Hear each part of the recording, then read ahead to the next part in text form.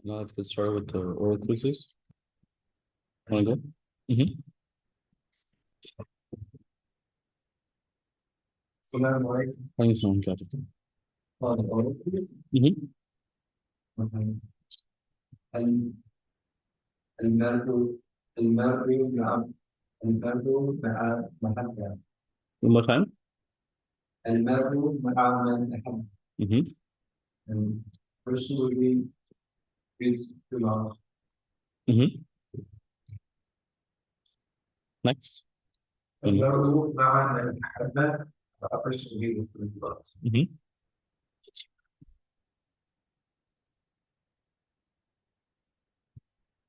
Fatima, if you want to go. Okay. المرء من أحب One more time. sorry just rolling المرء من أحب مع من أحب sorry. Translate. You be with those that you love. Mm-hmm. Someone cover.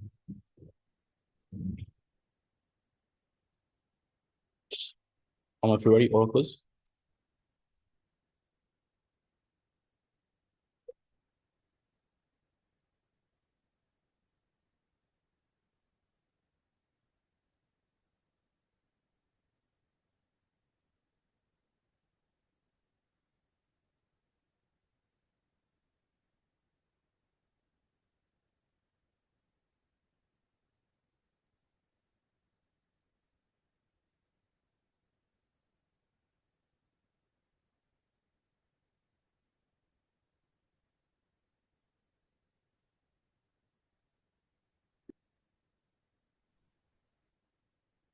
Oral quizzes, if you are ready, please go ahead.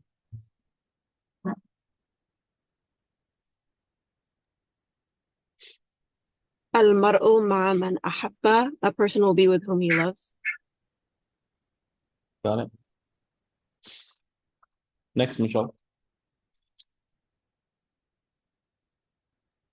المرء مع من أحب. A person be with whom he loves.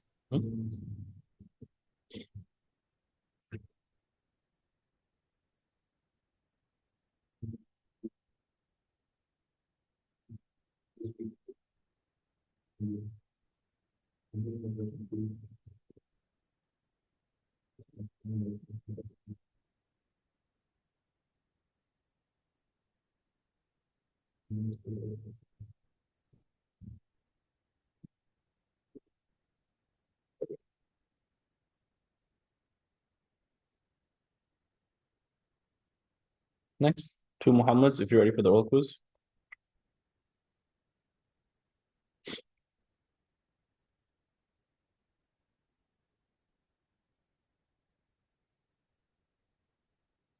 Muhammad Fardeen or Muhammad Ahmad.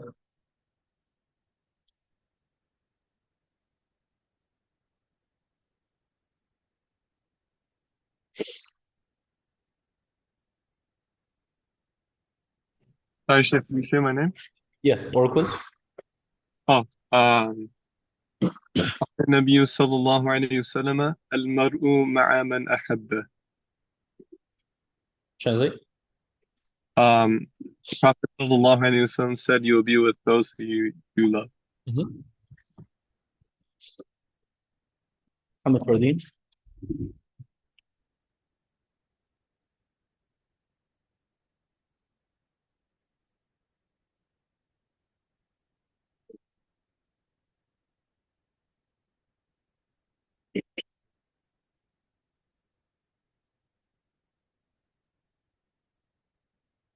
So, oral quiz. Mm-hmm.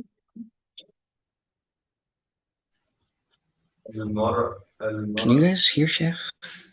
I can hear you now. Give me 1 second though. Go ahead. المرء مع من أحب the person will be with whom they love. Mm-hmm. We can go ahead now, Muhammad Fardeen.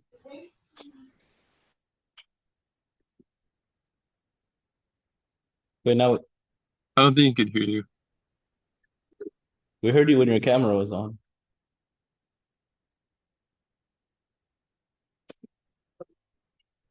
In the meantime, Samir, you want to go?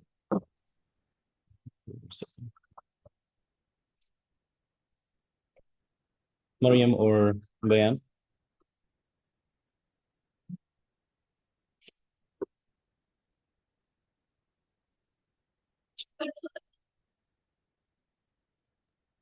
المرء على من أحبه. A person will be with whom he loves. Can you say the Arabic one more time? المرء على من أحبه. المرء على Um, المرء المرء مع مهم. من أحبه.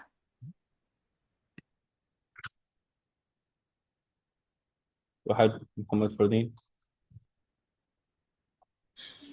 Assalamu alaikum. Sorry, I couldn't hear you. المرء مع من أحبه. The person is with the one whom he loves. And Sheikh, can you just explain the hadith when the Sahabas heard this? We'll spend the whole class on the hadith. Inshallah. Yeah, in the class, inshallah.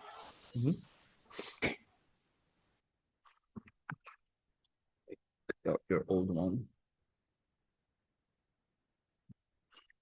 Anyone else? Oral quizzes? Oh yeah, المرء مع من أحبه. A person will be with whom he loves. Suraj? Oh, 1 second. Suraj, go ahead. المرء مع من أحب. A person will be with who he loves.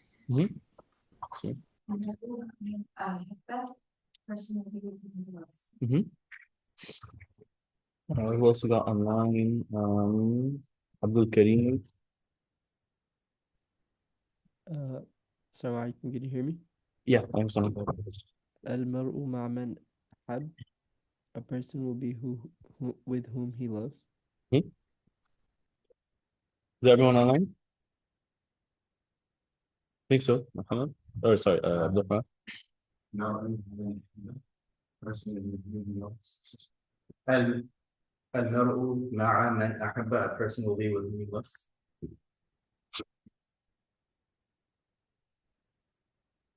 Is everyone right? Already. أعوذ بالله من الشيطان الرجيم. بسم الله الرحمن الرحيم. الحمد لله رب العالمين، والصلاة والسلام على أشرف الأنبياء والمرسلين سيدنا ونبينا محمد وعلى آله وصحبه أجمعين ومن تبعهم بإحسان إلى يوم الدين. وجعلنا منهم. سبحانك لا علم لنا إلا ما علمتنا إنك أنت العليم الحكيم. اللهم علمنا ما ينفعنا وانفعنا بما علمتنا وزدنا علما وعملا متقبلا برحمتك يا أرحم الراحمين. So as we always do, first and foremost, by praising and thanking Allah subhanahu wa ta'ala, asking him to bless, protect, honor, and compliment our beloved Prophet, our messenger, our role model, Muhammad Rasulullah, his family, friends, companions, and everyone that follows the way to the end of time. O Allah, please from amongst them. O Allah, you are so perfect, we have no knowledge except for what you have taught us. So teach us those things that are beneficial to us. Allow us to benefit from what you have taught us. Increase us in beneficial knowledge and accepted actions. Ameen.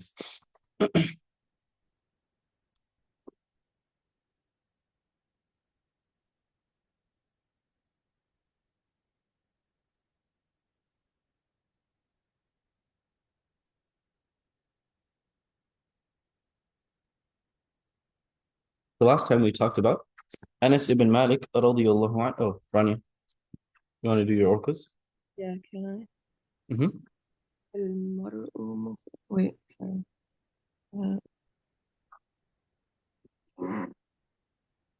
And one sec. Can I do it in a? Go ahead and do it.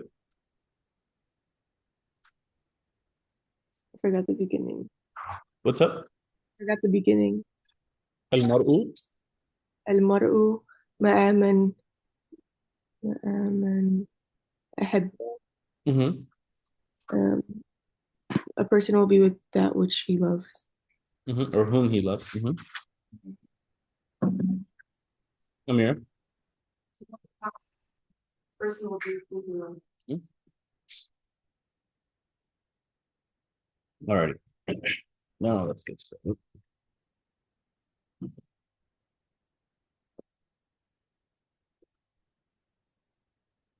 Last time we talked about Anas ibn Malik radiallahu anhu. We went through his biography, some of the interesting, more special things about him radiallahu anhu. But companions do not live in a vacuum. They have parents, they have family who made them who they are.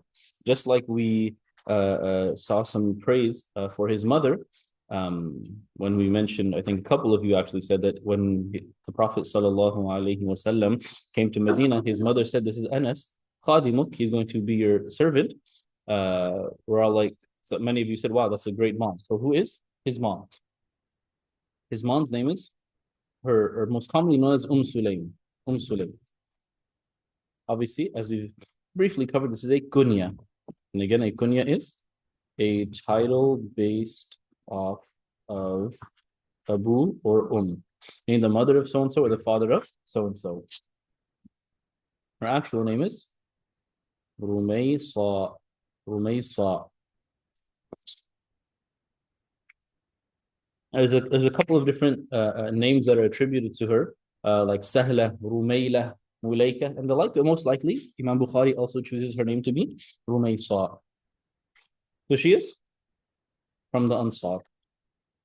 It's a term we often hear, but Ansar just means a Muslim native to Medina as opposed to a muhajir, a migrant.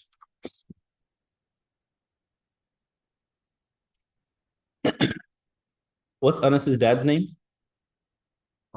Malik. Her first husband name is Malik. But he didn't like Islam and didn't want to convert. Now we've already seen a little bit about her personality. You know, she's very keen on, my son, he's 10, but he's going to come and serve the Prophet sallallahu alaihi wasallam. How do you think she's going to respond when her husband doesn't want to become Muslim? Peace out. Peace out. Well, that wasn't the case. He traveled and passed away.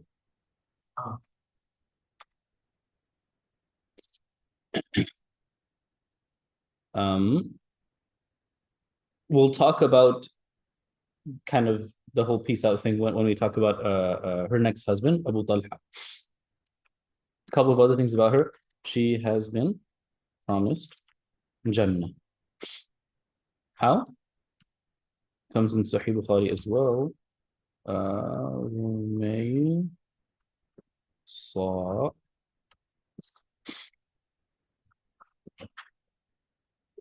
right. That same hadith that we talked about when we talked about Umar ibn al-Khattab radiyallahu anhu from Sahih Bukhari, that the Prophet sallallahu alaihi wasallam said, "I saw myself in Jannah." Ra'aytuni, ra'aytu mean ra'a yara means to see. Ra'aytu, I saw. Ra'aytuni, I saw myself. Dakhaltu, who entered? I entered al-jannata. I entered Jannah. You're all already translating Arabic sentences as well. فَإِذَا أَنَا بِالرُّمَيْصَاءِ إِمْرَأَةِ أَبِي طَلْحَةٍ. And all of a sudden, I was with or alongside Rumaysa, the wife of Abu Talha. This is the man who he marries. She marries after. So he already saw her in Jannah. So we talked about the 10 people promised Jannah. Abu Bakr, Umar, Uthman, Ali, Talha, Zubayr, and the like. There are other people who, outside of that hadith of 10, have also been promised Jannah, but indirectly. Like the Prophet ﷺ tells Khadija radiallahu anha, you have this in Jannah. Or Bilal, I heard your footsteps or the squish of your sandal in Jannah. Or so-and-so, I saw this of yours in Jannah. Meaning, he already gave him the good news that you're going to Jannah. She had a close relationship with the Prophet sallallahu alaihi wasallam.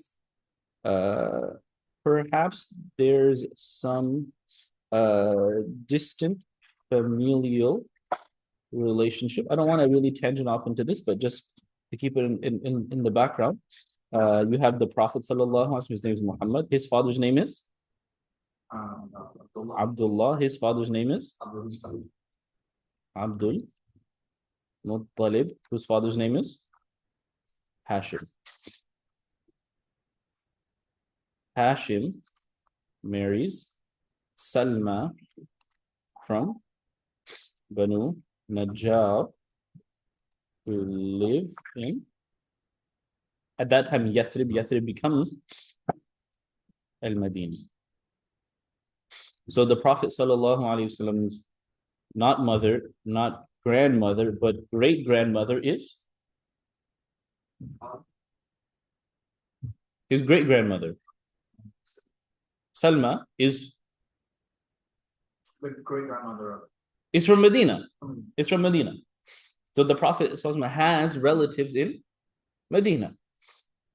This is why, I don't want to tangent off into this, but if you're familiar with the story of the Prophet ﷺ going with his mother Amina to Yathrib, to Medina, when he's 6 years old, on the journey back, his mom passes away. Why did they go to Medina?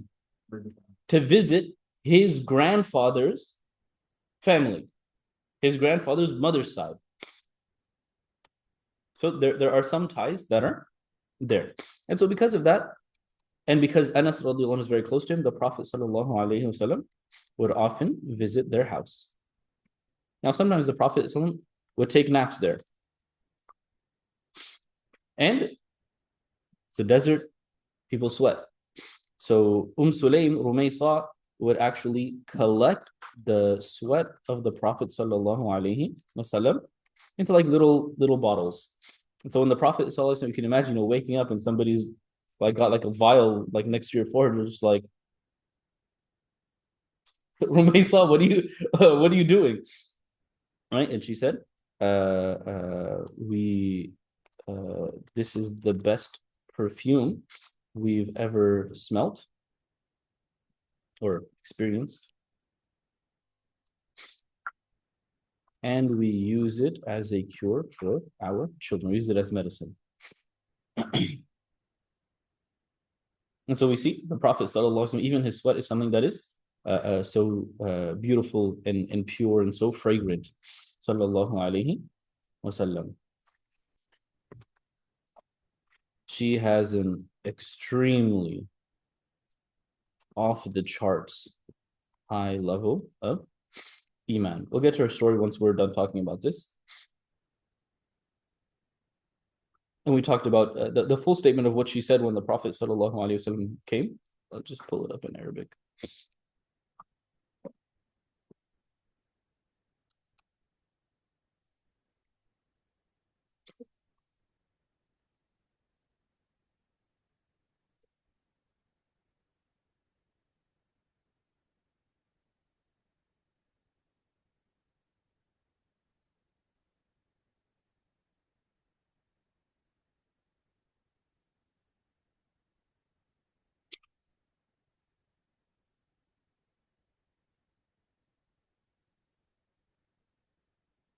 These don't have it, but all of these are the when Sulaym first came to the Prophet ﷺ, said, "Khadimuka Anas, this is your messenger of Allah, this is your servant Anas."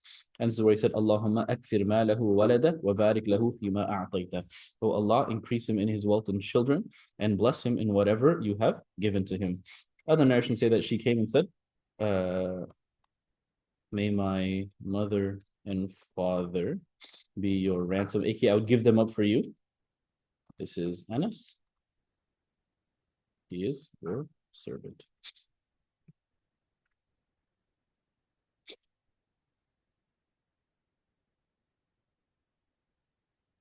And then we have Hamza Abu Umayr. This is Anas's younger brother. He had a bird. His bird died. And so the Prophet ﷺ, when he came to visit Anas, he saw that his bird died. So he said, "Ya Aba Umayr, ma fa'ala al-Nughayr." Oh, Abu Umayr, what happened to your bird? And Hamza at this point is like 5 years old. Yet the Prophet ﷺ still came to visit and to console him and talk to him.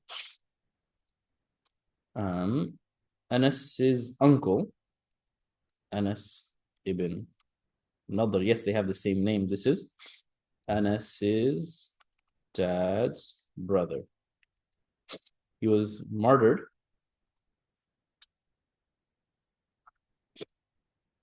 at the battle of Uhud. And he could smell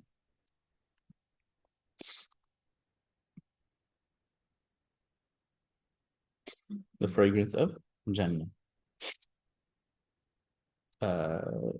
He was killed and mutilated with 80 plus wounds on his body.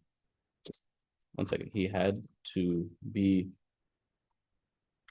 identified by his sister through his fingertips. When you say he could smell the fragrance of Jannah, you're talking about Anas ibn Nadr? Anas ibn Nadr during that battle. That's what's narrated, like from his friends. Exactly. Right. So Anas ibn Nadr, radiallahu anhu, because he's a native of Medina. The Prophet sallallahu alaihi wasallam, in the second year after Hijrah, is when the battle of Badr took place. So in 2 after Hijrah is when the battle of Badr takes place. The battle of Badr is, contrary to popular belief, intended to be offensive. Meaning there is a caravan of Quraysh that is coming down from Sham, from Levant back to Mecca. And now the Muslims are like, we got to do something. And so let's plan an attack to raid that caravan. So to raid non-fighters or non-military is just some swordsmen and the people that are traders and all their camels. So you don't need that many people. So they had around 300 people ready, and it was voluntary. But the Muhajirun were ready, but the Ansar, they didn't need to go because it wasn't defensive. And then it ended up being a battle because Quraysh were like, wait, we have word they're going to attack. Let's send an army. So it went from 300 against like 10 to 300 against 1,000. So, yeah. So Anas ibn Nadr wasn't there. Not because he didn't know. He was just like, it was just who wants to go get this caravan? It's voluntary, so he didn't go. Now, the next year, Uhud takes place. And so he said, Allah, I wasn't able to show you what I could have done last year. Allah, I'm going to show you what I can do now. I'm going to prove to you what I'm willing to do. And so when he's on the battlefield, he's with Sa'id ibn Mu'adh or Sa'id ibn Ubadah, one, I'm forgetting which one, but 2 of the leaders of the Ansar. And he tells him, hey, over there, I can smell the fragrance of Jannah just coming past from over that hill of Uhud. So he's just like, bye. I'm going to that smell. So he just goes and he runs in. And later, after people are just like, we don't know who this person is. And so his sister comes and basically like they're trying to see who this person is, and she's able to recognize him by the hands or his fingertips because he has there's no body left. Like it's just, and we're not talking about like you know if you have a bullet wound, it's like in a sense like ideally a clean circle. If you got swords and spears and arrows, there are like chunks missing out of your body, right? You can imagine what happened to his face as well. Yeah. Radiyallahu. I got that. Okay. Next is, or last question.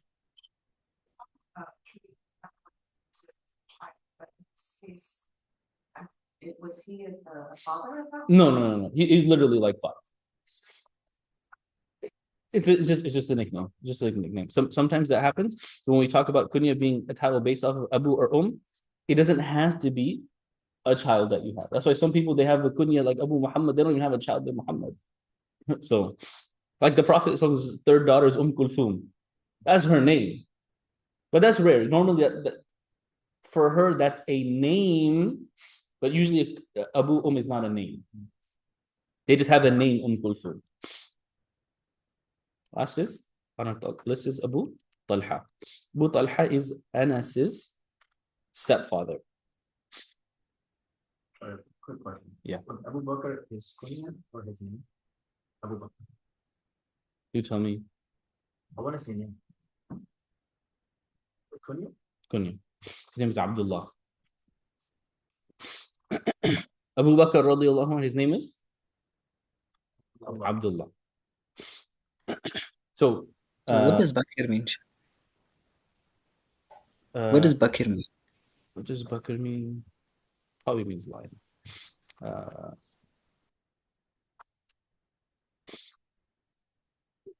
Young camel. So in this case, he doesn't have a child named Bakr. Although some people are named Bakr, but his title is not off of that. Abu Talha was a wealthy, respected man, and loved, like he was somebody that like women would want to marry, and so he wanted to marry Sulaim. Again, not to totally tangent off, marrying a widow or a divorcee at that time was just like, great, you're not married? All right. Do you want to get married? You want to get married now? Very not a stigmatized thing at all. Now, he's not a Muslim at this time. So what do you think her response is? Nope. You're not a Muslim. But she said, I will accept your proposal if you become Muslim. And so he did. And this also shows us that as Muslims, we are, generally speaking, pro people becoming Muslim regardless of their intention. Generally speaking. The difference in this case versus sometimes the situations we see today is they didn't already have a relationship. Right? And she's like, I'm already a Muslim. I don't want to marry you. I don't want to have a relationship if you're not Muslim. Right? But he's like, okay, what if I become Muslim? Then will you want to marry me? So it's like, yeah. Whereas sometimes what we see today, actually the more common scenario is you have a Muslim and a non-Muslim who have been dating for like 5 years. The fact that you're dating somebody as a Muslim has a show of your religiosity.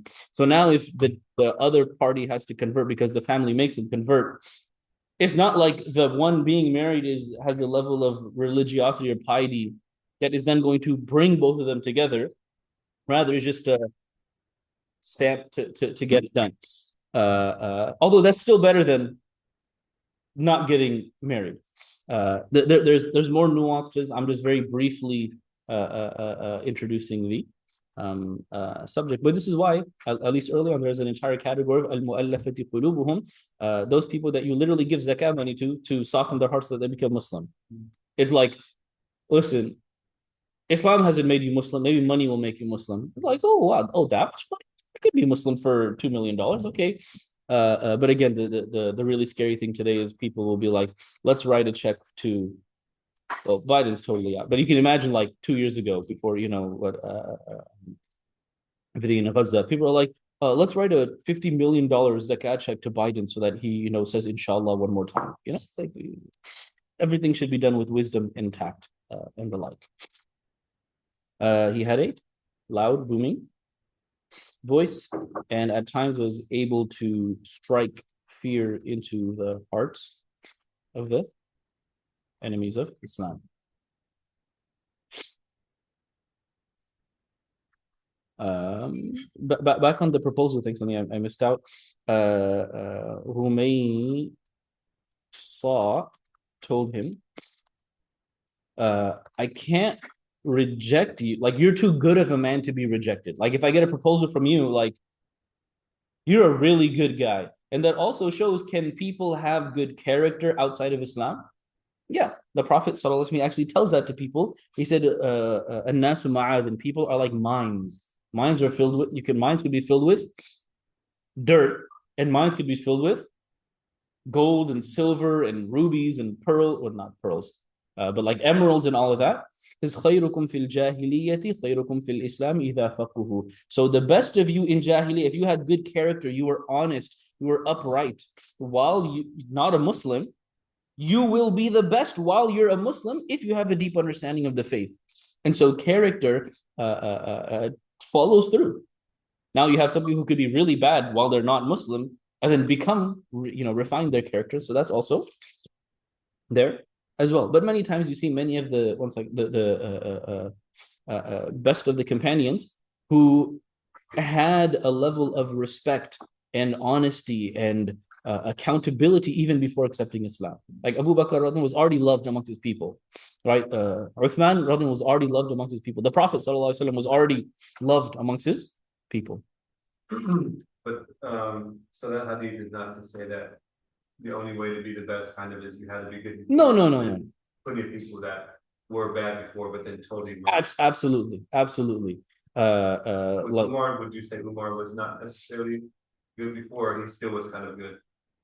I think we'll put him in a middle category. Radiallahu, not in any out of any disrespect, but it's not like the rest of Quraysh looked at him as a very a dignified, respected man. They're like, this guy's a tough, strong guy. Like, so he had that, radiallahu an. But like, people loved Abu Bakr. Like, when Abu Bakr radiallahu an thought about doing hijrah later in the days of Mecca, somebody else saw him leaving and was like, why, not even from Quraysh, why are you leaving? You're somebody who takes care of the orphans and widows. You're somebody who's honorable and respected. You take care of your family. Why you? But then you do have, the likes of some of the people that became the closest to the Prophet sallallahu alaihi wasallam, straight up highway robbers before. Like, I'll meet you in the middle of the desert. I'll kill you and I'll take your stuff. And then I'll find the rest of your tribe and do the same to them. And then those were the very people that if somebody like touched the Prophet ﷺ's beard the wrong way, they would butt it with the butt of their sword. Like, as if you touch him one more time, you'll get the other side of the sword. I can't reject you, but you're not Muslim. If you become Muslim, that will be my mahar. Mahar is bride's gift.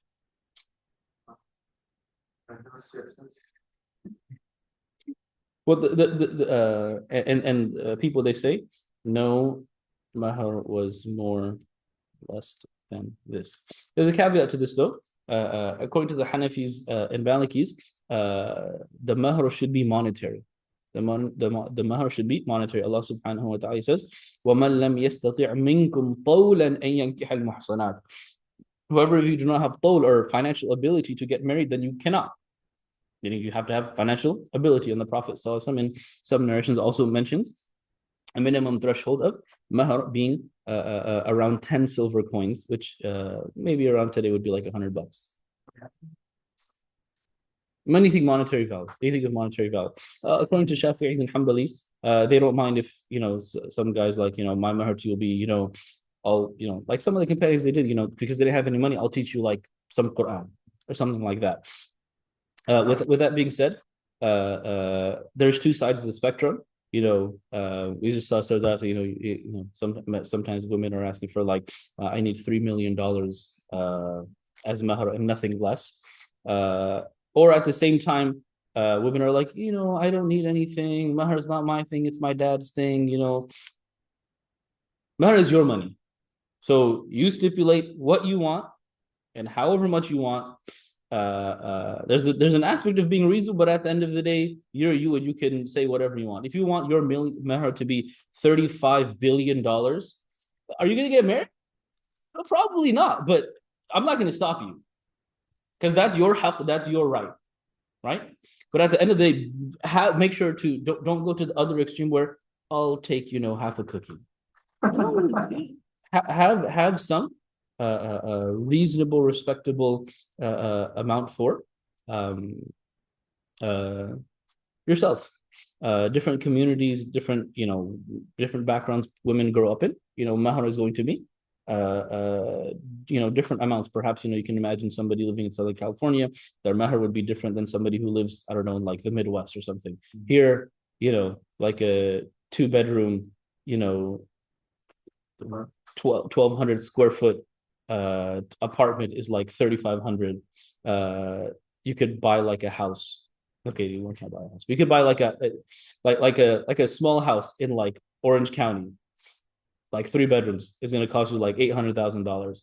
You can go to the Midwest and buy 8 houses that are the same size for $800,000. So money is different everywhere. Don't be reasonable so that you get married. But also do not be a pushover in that sense. And this is your help. This is your right. You should know what you're asking for, how much you're asking for. If your dad wants to handle it, you should still know and be aware and be okay with whatever number that happens to be. I really don't like performing nikahs and the like. But one question I have is separately, I'll ask the guy and the girl, what's the mahar? So they better give me the same answer or else there's a problem. Like, ladies, some of you are young in here, so don't accept your mahar to be your guy saying, I will love you forever. No, unacceptable. And guys don't pull that either. Yeah. Since you just touched on it, what crazy numbers do you hear, and what's the market rate these days? Just out of curiosity. I'm really not involved in this, so I only hear this from like my teachers and scholars. I think they hear like $50, $70, $100,000. That's like market rate, or that's crazy? I think once you get to 50, 70, 100, I think that's more on the crazy side. No, yeah, you can, right? So there's a difference in is the mahar paid immediately or over time, right? As a manner of sanity and as a manner of ensuring the wife gets her haqq. Generally, I'm a big proponent of it should be on spot. So meaning if a girl's like, listen, if you can give me 7,000 like the day we get married, great. That's my preference, as opposed to 25, give me 5,000 every year for the next 5 years. Right? I would prefer that immediately, because then it's done. Neither side has to worry about it, or else because we live in Southern California. You gotta be like, actually, you know what, please, can I not give you the 5 this year because we're running behind on rent? And then guess what? You're 30 and he still hasn't given you your mahar. Right? This is your haqq. And so by preference to get all of it right away. And the Gujarati culture, not that this is from any specific ruling, is like they literally give it before they get married. Like it's like we have not gotten married yet. Here you go. We're done. and then you get married. So they're just walking down a path where you skip your mortgage payment so you should make your marriage.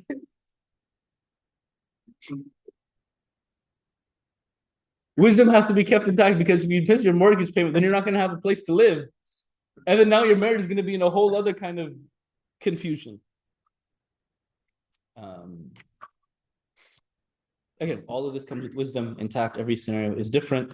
Feel free to consult respected elders and scholars to make the best judgment in these things. All right. At the Battle of Uhud, he was one of the human shields for the Prophet ﷺ. Meaning at some point towards the end of the battle, many people ran away, and there was around 12 people, only around 12 people with the Prophet ﷺ, and he was from amongst them. And he was serving again as one of the few human shields around the Prophet ﷺ. Others that we know of were Talha ibn Ubaidillah, one of the Ashra Mubashara. We have Abu Talha. We have Ummara, Nusayba. Umar. Her name is Nusayba, but she's known as Ummara. She was a human shield? Yeah. There were women actively in the battlefield? Only a few. Oh. Only a few. شماس المخزومي. I just got a question about kind of like the implications of women being in battle. You know, a lot of times certain people online will be like, "Oh, women shouldn't do X and Y and Z." I mean, they're fighting. What is often correct is what is often envy. You know, some people are like, yeah, women can go do all the jihad they want. The Prophet, his wives, Aisha radiallahu anha asked me, we want to go do jihad. And he said, your jihad is performing hajj. And at the same time, there are people who are like, women cannot leave the house. Well, that also is just, so some of the reasons why some scholars give as to why Umar participated in some of the battles was the couple months before the Prophet sallallahu alaihi wasallam moved to Medina. He asked the people of Yathrib, the people of the Ansar, the Medinans, for a second pledge. The first pledge in the year 12 of preaching was, are you going to be Muslim?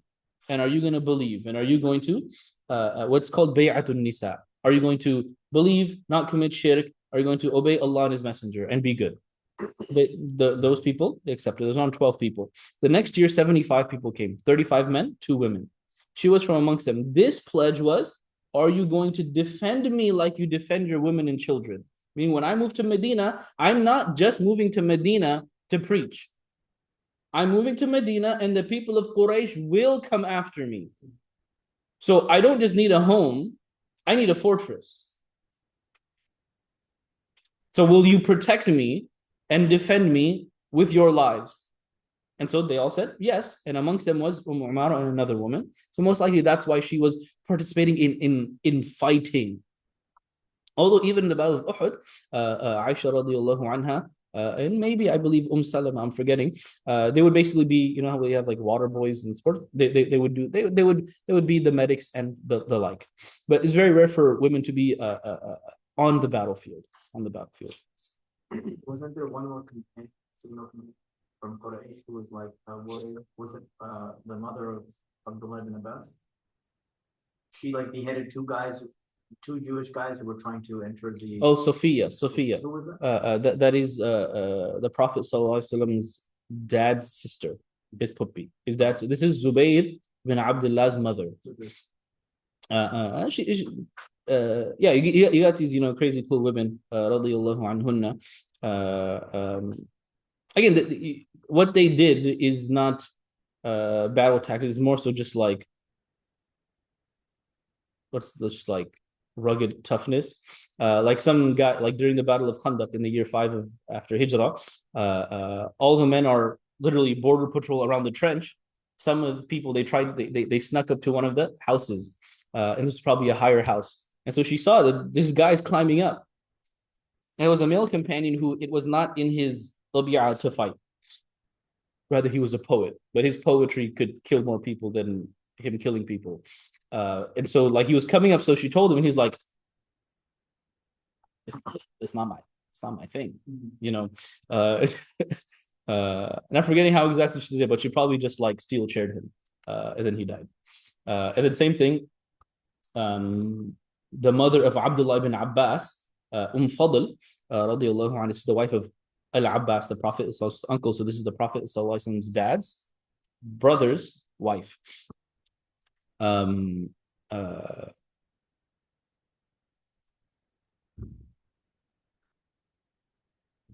of Abu Lahab's slaves, Abu Lahab is again an uncle of the Prophet sallallahu alaihi wasallam. One of his slaves went to the Battle of Badr on his behalf because he didn't want to go. When his slave came back, he was like, "Well, you know, I saw like these, you know, like white beings that were just, you know, killing like the pagans of Quraysh. Meaning, I saw angels that were, you know, doing their thing." Abu Lahab didn't want to hear that, and so he hit him really hard. He started to beat him. Fadl didn't like that, so she steel chaired him. Like literally, she took something and just like smacked it upside his head, gave him a concussion, and then he died like 3 days later. Radiyallahu anhu. Alrighty. There's a famous ayah Allah subhanahu wa ta'ala, He says, لَن تَنَالُوا الْبِرَّ حَتَّى تُنْفِقُوا مَا تُحِبُّونَ. لَن تَنَالُوا.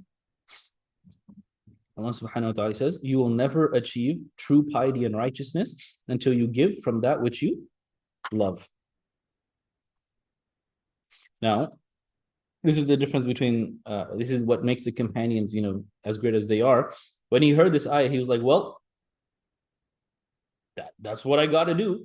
So he had an orchard right by the masjid. And so he goes to the Prophet ﷺ and he says, this garden of Bayruha, I give it to Allah and His Messenger. And this was a garden that he very much loved. This was his favorite piece of property. This is his favorite property that he had. So he said, I give it to Allah and His Messenger. And the Prophet ﷺ said, rather give it to your aunts. Meaning, at times there is wealth that is good to give in donation, but many times people, I'm saying in today's day and age, we very often neglect taking care of family, right? And it's not even necessarily that maybe his family wasn't even poor necessarily, but he still wanted to give to them. So give me like.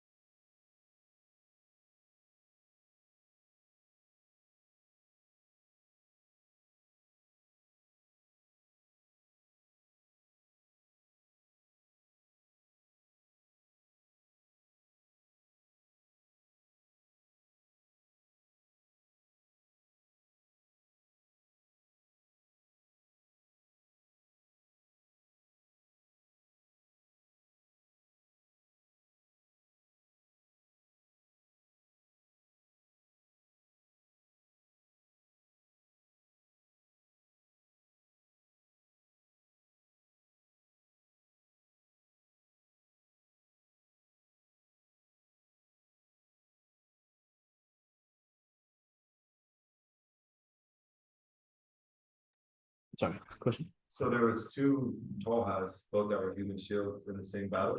He is Abu Talha. He is Abu Talha. And then there was Talha ibn Ubaidillah. I think I remember hearing the story. Maybe I'm complaining which companions, but something about a sword was given.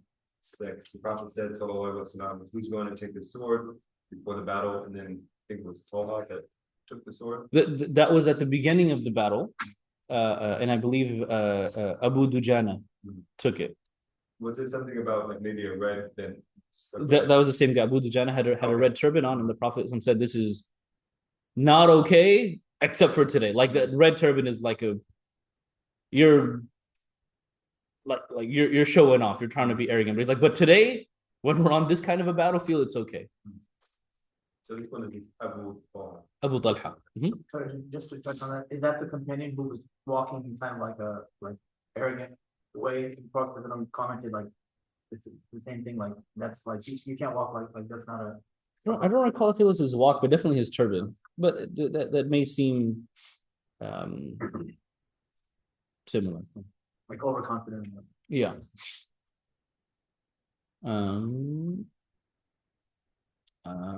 And so the Prophet, so instead of just giving it to his aunts, what he actually did was, this was the first waqf, the first endowment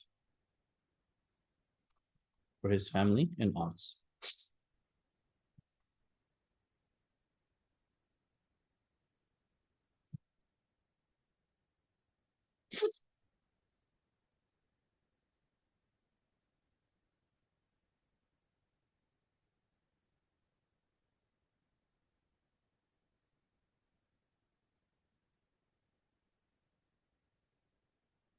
And so this is the green dome.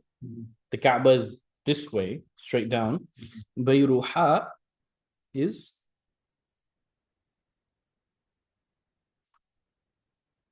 actually no, I'm forgetting. No, sorry. This is the Saqifa Banu Sa'ad. Never mind.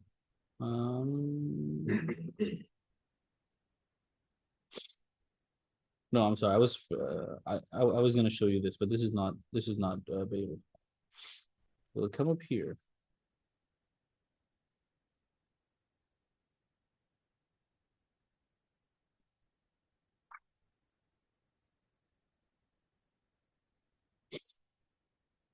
No, that's not it. Never mind. I'm sorry.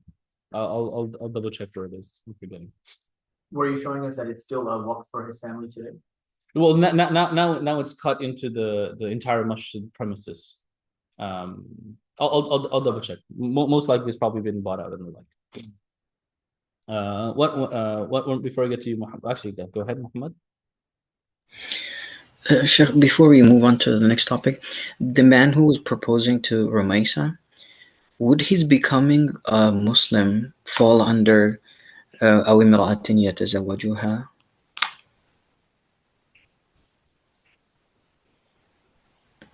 Oh yeah. Okay. But as we mentioned, somebody doing hijrah for some worldly gain or a woman to marry, is that bad? But then فهجرته إلى ما هاجر إليه part. So he got what he intended. He got married.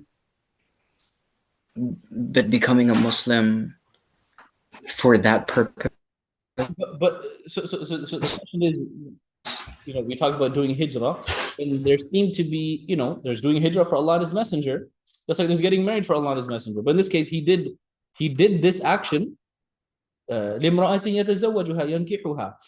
But that's not necessarily bad. Did the reward that he got from marrying her for just that act of marriage, or sorry, the act of becoming Muslim, that one act, that was to get married. So for that one act, his reward will be limited to what he did it for.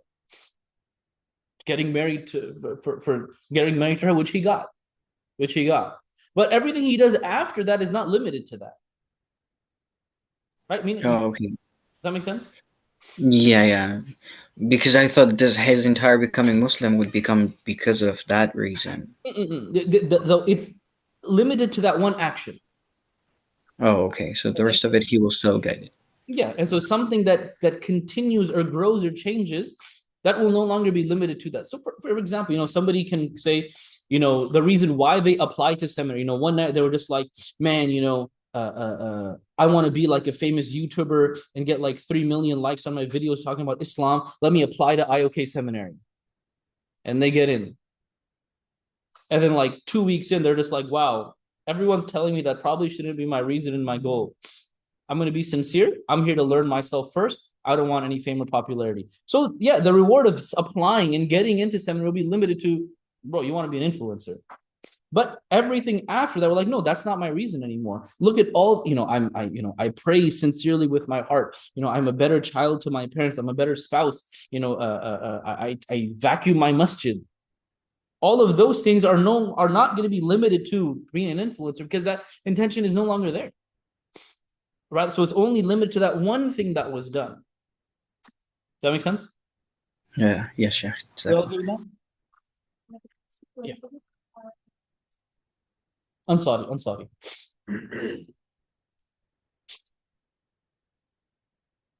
Lastly, before we get to the famous story, is Sulaim has another sister. Her name is Haram. Or not another sister, she has another sister.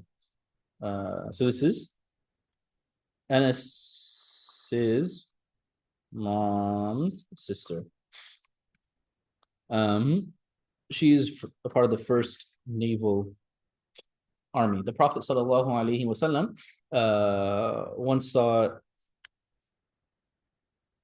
a dream, or like I guess maybe a vision. I don't know. Daydream sounds weird, but like he saw, Allah showed him, and he was describing while he was seeing it, or right after, that I can see ships that are literally going with Muslims to I don't recall if he said to Cyprus, but I see Muslims on ships going for the sake of jihad and things like that. And so she's there, again, because Sulaym and Haram, they're sisters, and they have some family relationship to the Prophet sallallahu alaihi wasallam. So she's like, "O Messenger of Allah, make dua that I'm on that boat, that I'm on that ship." And so during the Khilaf, I believe, of Muawiyah, no, this was a little bit earlier. I think during the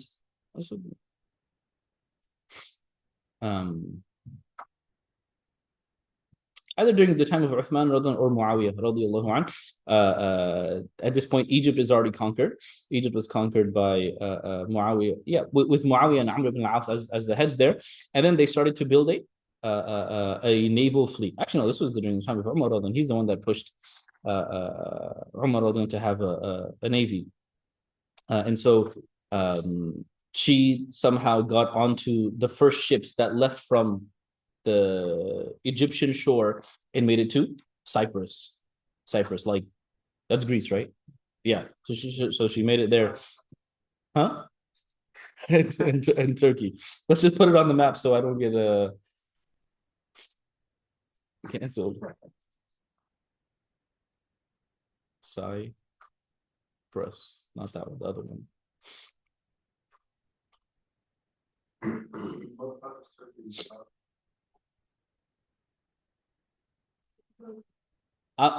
They went from here to here, and then there's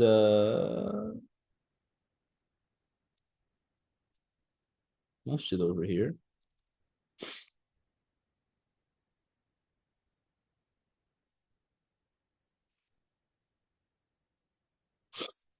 Or whatever, there's a masjid where they first landed. I said right after, she embarked off the boat, she fell and she died, radiallahu anha. But the dua of the Prophet ﷺ was answered for her, and then she was able to actually be on this first Muslim ship that went out for the da'wah and jihad in the land. Is that related to mother of the haram, mother of the forbidden, or? I don't think she had a child named Haram. Like the kunya, like, is that common? Like Haram, like, is that kunya? No, I mean, a lot of kunyas are not common. Sometimes people just have like random words that they're abu to. But haram doesn't necessarily mean bad as in forbidden, like al-masjid al-haram, like sacred and sanctified.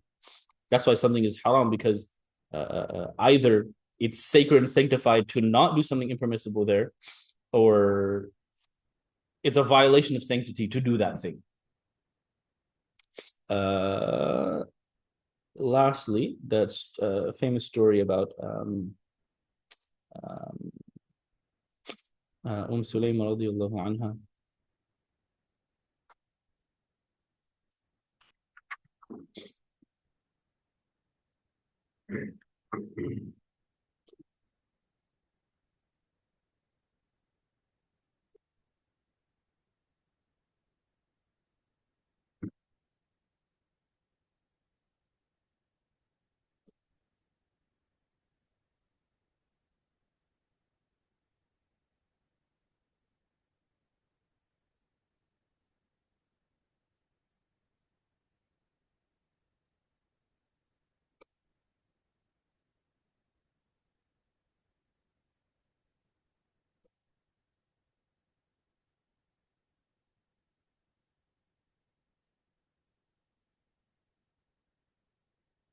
It's a very beautiful story.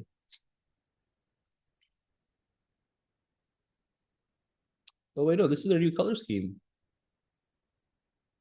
Wow, good job, Snow.com. But now I feel like some people like light mode. I don't know. Anyways.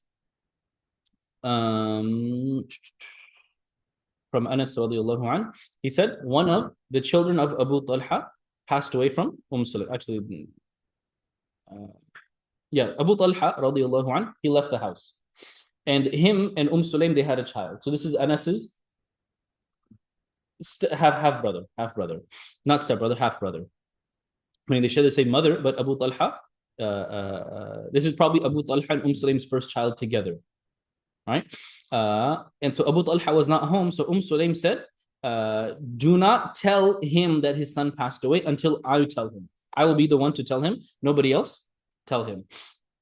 And so so when he came home, she prepared some food for him, and she, dressed herself up, so that they could be intimate. And at some point in the night, he asked her, how's her son doing? And she said, he is as, relaxed and as calm as he's ever been, meaning he's passed away. But he doesn't know that. And so, she feeds him a very nice meal. They're intimate until, he's kind of fully satisfied and the like. And you can imagine that after all that's done, she asks him this, Ya Aba Talha, أرأيت أن قوما أعاروا عاريتهم أهل بيت فطلبوا عاريتهم ألهم أن يمنعوهم. Abu Talha, think about the following scenario. If somebody, they lent an item to somebody else, and then they asked for the item back, does the borrowing party have any right to stop it? And I say, like, hey, can I borrow your phone? I give him my phone. And I say, okay, give me my phone back. Does he have any right to say no? No. And so Abu Talha, he says no. And you can imagine what, like, we just had a good meal. We were just intimate. Very interesting conversation we're having. And then after that, she says, فَاحْتَسِبْ ibnak. Seek reward for your child. He's passed away. So if you endure this patiently, hope that Allah rewards you for this. And so he gets angry, and he, goes to the Prophet ﷺ, the next morning, like, she tells me in this situation, right? But what kind of a Muslim, what kind of a woman, what kind of a mother has such a level of iman that's like, my son died, and the best way for me to envision this is Allah let me borrow this child, and Allah took it back. Like, it's one thing to tell somebody who lost somebody that. It's another thing to tell yourself that. So that level of iman that she shows is like, for me, this is just one of the most beautiful, complete manifestations of iman and the like. And so, you can imagine he's having like a mix of emotions and the like. And so he goes to the Prophet sallallahu alaihi wasallam, and the Prophet sallallahu alaihi wasallam, simply tells him, Barakallahu lakuma fi ghabidi laylatikuma. May Allah bless you too in the night that you had. And the point of that is, may the child that comes from your night last night may that child be, pious and righteous and the like. And it said that no doubt that child did become pious and righteous. I don't think this narration mentions it, but and then the Prophet ﷺ named that child Abdullah. I said that he did a lot of great things in some of the battles to come after that. So that is the family of Anas ibn Malik radiyallahu anhu. Also, I had two people ask me about the midterm, and the way two people asked me, I thought it was next week. So y'all like made me like rethink like my own schedule. I usually do my midterms off of the main midterm week, so you have it's a little bit more easy. Just because people did ask me, what we will do is, sorry, so I'll just do it. Kind of. Midterm will be some multiple choice. Questions will be multiple choice. There will also be short answer, and there will also be long answer. Content from our Hadith Studies book. What have we done? So let's see, by the end of, we still got 2 more weeks. We still got 2.5 days of class. So I don't really know what to tell you. But I'll generally say rough understanding of content. In terms of memorization, because that's what everybody really cares about, all you need to know is hadith memorize. well, for the hadith studies before we get to the talibin.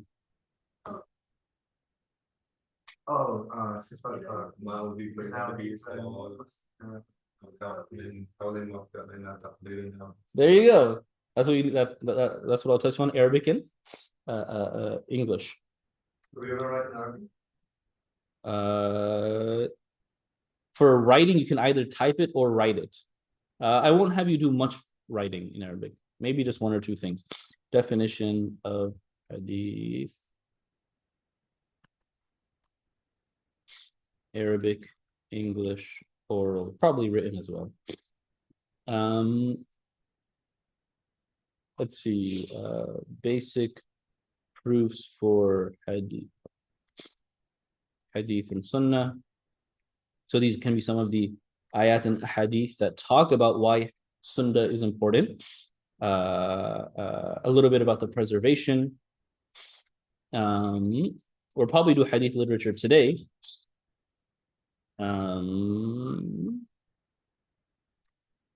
Knowing main categories of hadith literature. And then for Zal al-Talibin, let's see, today, we probably won't get to hadith 3 today. Maybe we will. So hadith number 0, 1, 2, 3, whatever we get to. If we finish 4 before, then we'll do that. This will be Arabic, English, oral, written. Companion narrator. Brief things about grammar and language. I'm only going to ask you for grammar that we have covered. So, for example, the grammar that we have covered is Adir Nasiha is mubtada khabar. Ad-du'a mukhul ibada. Ad-du'a is mubtada. Mukhul ibada is mudaf ilay khabar. I'll only ask you about what we have covered. If I have not put it in a box for you, I will not ask you about it. In language, in terms of what does du'a mean, da'a, yad'u, these are the root letters, means to call, to desperately ask Allah for help. Nasiha, nasaha yansuhu, that comes from, wanting to purify honey, removing the wax from the honey, things like that. Wow, it seems very similar to your quizzes, right? Basically, you can kind of imagine it will be a little bit more than what your quizzes have, and probably not as much multiple choice. Online or just like Google form, yeah.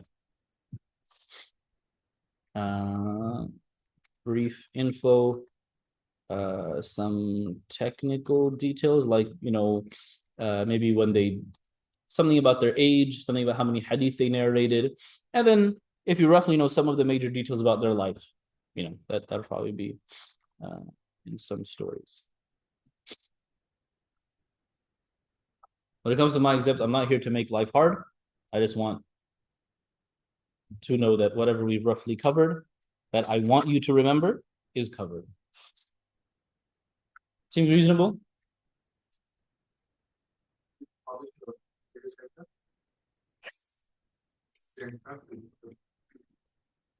What I'll do is the week before, I'll open all of our quizzes.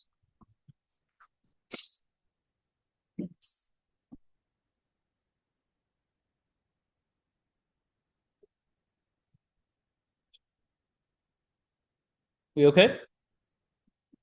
Any questions?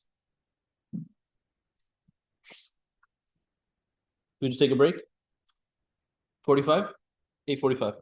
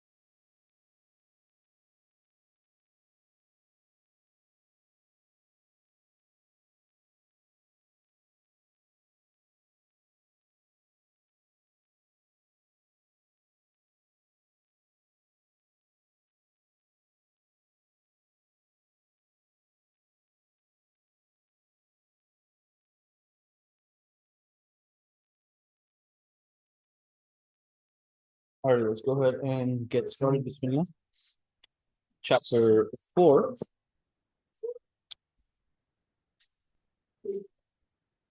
Yeah, let's go ahead. Grant, can you read for us? All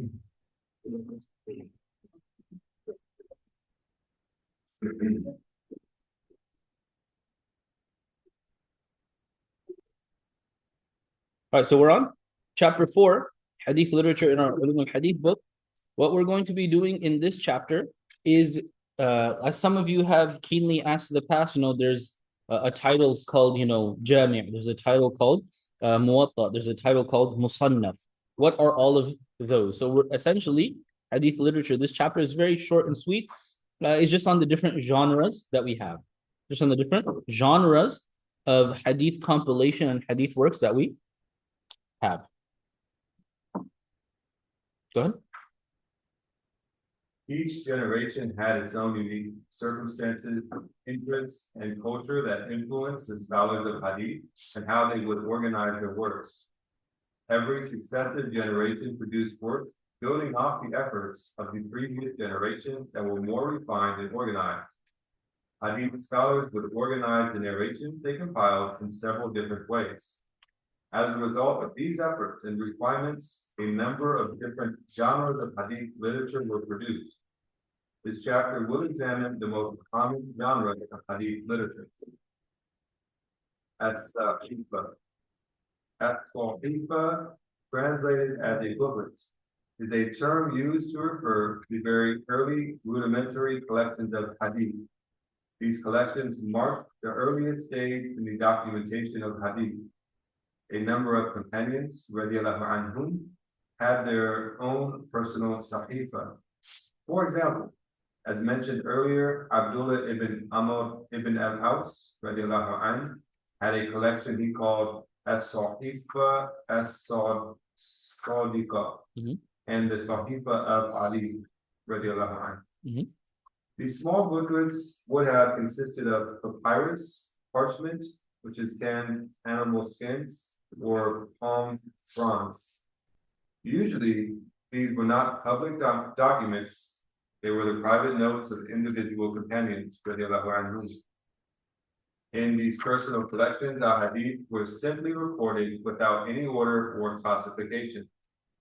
These collections started during the lifetime of the Prophet sallallahu alaihi wasallam and continued until the early 2nd century. Essentially, this says booklet, or you can just say there's notebooks. Notebooks. Right? This was not intended to be a means of preservation. This was not intended to be a historical document. This was simply intended to be, look, these are my notes, I want to remember them. And that's it. Because think about it, in those days, nobody was thinking about authorship, publication, and who's going to look at this 50, 100 years from now. This is just different times have different goals and the like. Right? Obviously, in our modern day and age today, that process of utilizing different tools and technologies is much faster. In the sense of, you can imagine when the internet first came out, people were like, I guess maybe, like, not the first day, maybe like 5 years later, I guess we could put the Quran online, right? And then, you have like, digital text and NFTs and, the blockchain, like, oh, maybe we can. And then people think just like 3 years ago, put like the Quran on like blockchain. Like, at the end of the day, what does that even mean? Nobody really knows, but like, they did it. It's not the first thing to come to people's minds because it's like, is that necessary? And this is the point because we just talked about notebooks and sahifa. To briefly touch on the end of our previous chapter, which was all about preservation. A huge emphasis on the chapter of preservation was Hadith was written from day one. And we know that. But let's take the Orientalist point for their point.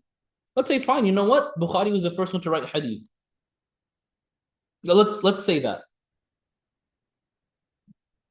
Our argument back is, so what?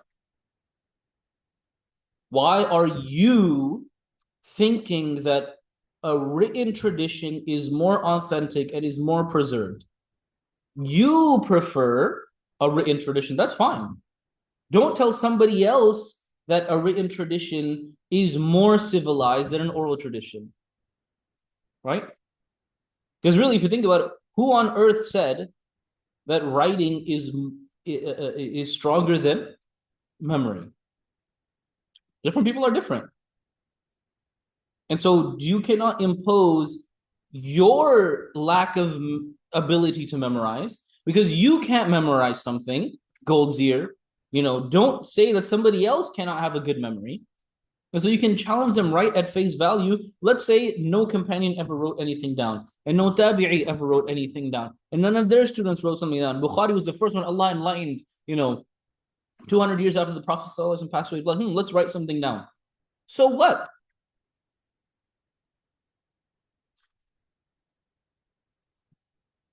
Nobody has anything?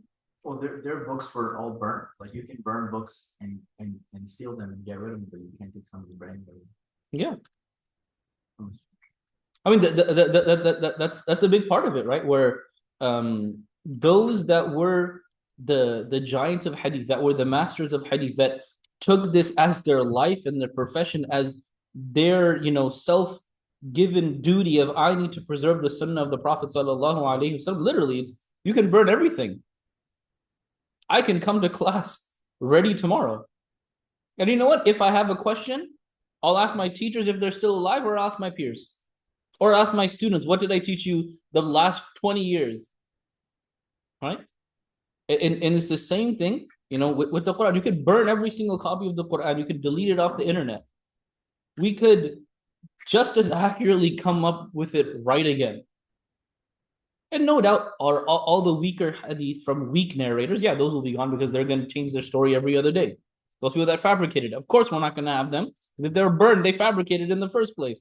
But those that were known, and when things are well known and well established, it's not that one companion knows it, 10 companions know it.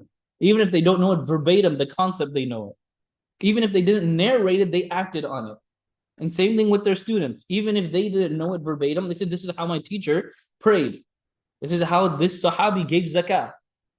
This is how this Sahabi told us to treat our spouses. So even if I do not have a textual proof from the Prophet ﷺ, this is how they told us to live, because this is how the Prophet ﷺ told us to live. So you can literally have no hadith written for the first 200 years, and at the end of the day, the answer would be, so what? So what? So just to do not let different notions of preservation or knowledge or study, impact or make someone feel inferior or superior. Right? And I think we mentioned this maybe in the beginning of maybe on orientation day or something. In Islamic studies, there's a lot more memorization. Well, to learn any language, there's more memorization because you need to memorize vocab, right? And even when we talk about different content, there's a huge emphasis on memorization, because as much as the West likes to tout, critical thinking, the East will simply come back and say, if you want to be the best critical thinker, you need to have things memorized. You cannot critically analyze something if you don't know every single detail you need to critically analyze. And so we memorize so that if I need to make an argument, I know every argument for me and every counter argument against me. I do not need to come up with them or go research them. So all things to keep in mind. Okay, continue. We good? Any questions? Online, we okay? Okay, continue. Sorry, one more thing. Somebody's going to come, 50 years later and be like, oh, this was only written down. It wasn't recorded live on video. What is that? Can videos not be edited and altered? Can books not be edited and altered? Can somebody alter your memory? I mean, but that's way harder and way more complicated. Well, that's what I was going to say is even if it's written down, that doesn't mean that it's necessarily more accurate anyways. And so there's no reason not to take the accuracy of many different narrations, because it's just as likely to be accurate. You have to just go off of the face value. Either you're going to accept the written text or the oral tradition, or you're not, because there's no way to go back and say just because it's written or just because it was said that it actually happened. Absolutely. There's even a really good example where there's a famous hadith that the chain is great, right? Meaning if you look at who taught it and who they got it from, everybody in that chain is A+ student. But nobody else has that hadith. I won't give the example just because it'll kind of derail us. But you can imagine, there was like a second dean of seminary, Sheikh, Farih instead of Farhan, and he comes and he teaches you, this great hadith, and he shows you his chain of narrators back to the Prophet is the best, like every greatest person you could ever imagine. But it's like nobody else has ever heard that hadith. That's happened in the past. You know how that hadith came into existence? Because somebody went into their teacher's notebook and wrote it. Now, if a teacher doesn't have good memory, they're going to be like, oh, I guess I learned this hadith some time ago. A teacher doesn't have good memory. They're just going to read it and be like, yeah, I guess I learned it. If they're like, wait, this never existed. I don't know this. And so just like that, sometimes we get hadith that seem very strong, but they just end up existing, nobody else has it. We'll get into this when we talk about the authenticity of hadith, something called ilal, or hidden defects. You need to be a master to know that, wait, this great teacher, who's a student of this even greater teacher, he's the only student to say it? Like, how does that make any sense?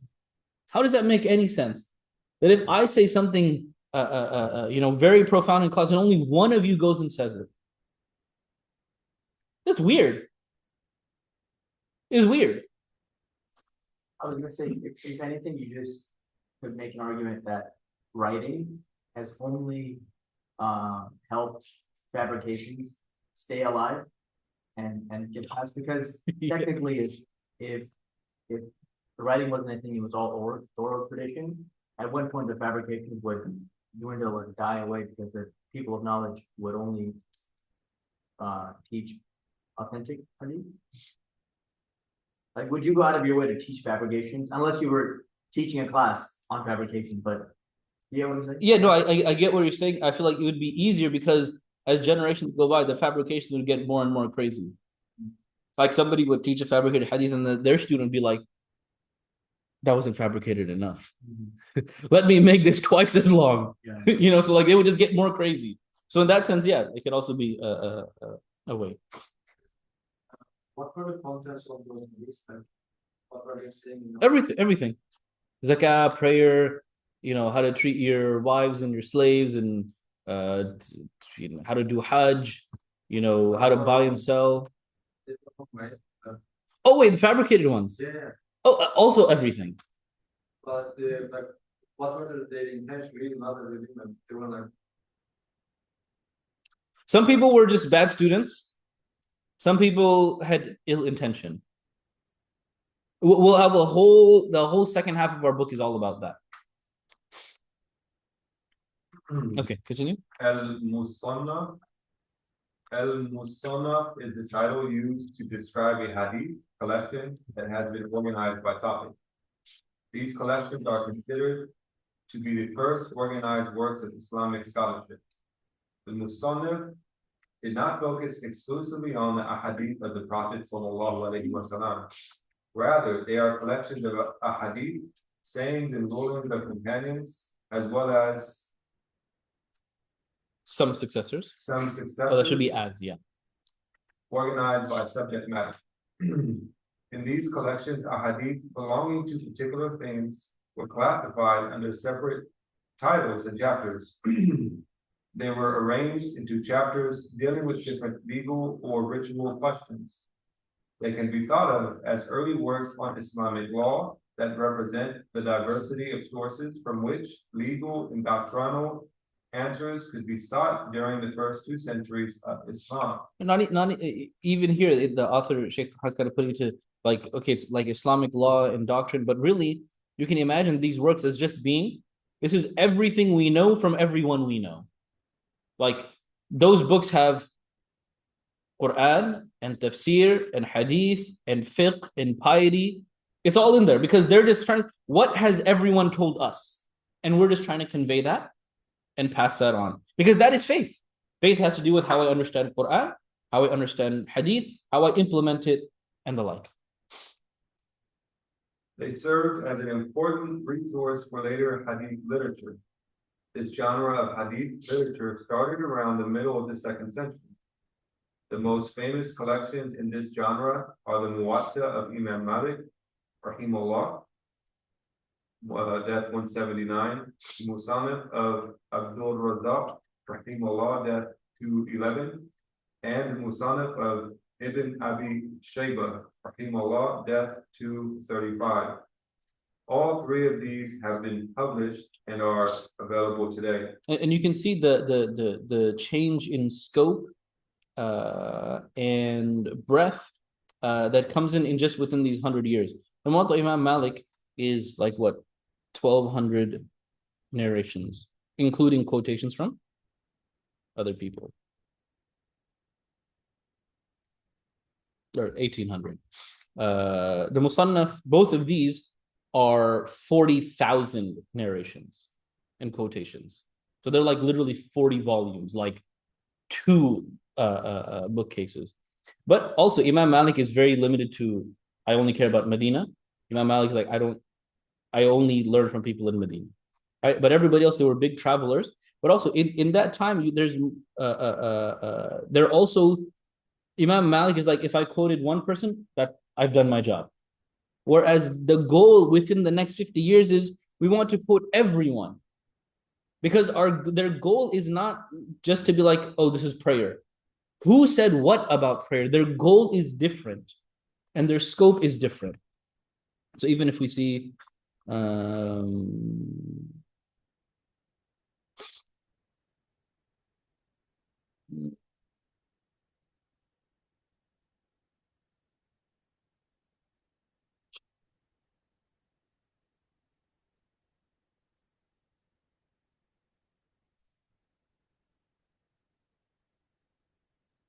like, for example, we see here in the Muwatta Imam Malik, he is quoting that Anas ibn Malik was the companion, said, I saw Umar ibn al-Khattab while he was the leader of Medina. And, without getting into the details, and he did such and such, right? Basically, he's just describing something about Umar ibn al-Khattab, radiallahu anhu, about, his clothing and the like, and how it had patches. But the point is here, he's not saying anything about the Prophet sallallahu alaihi wasallam. So he's quoting things from companions as well. And if we go to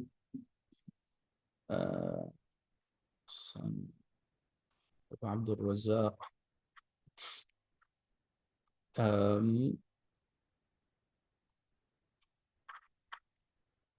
that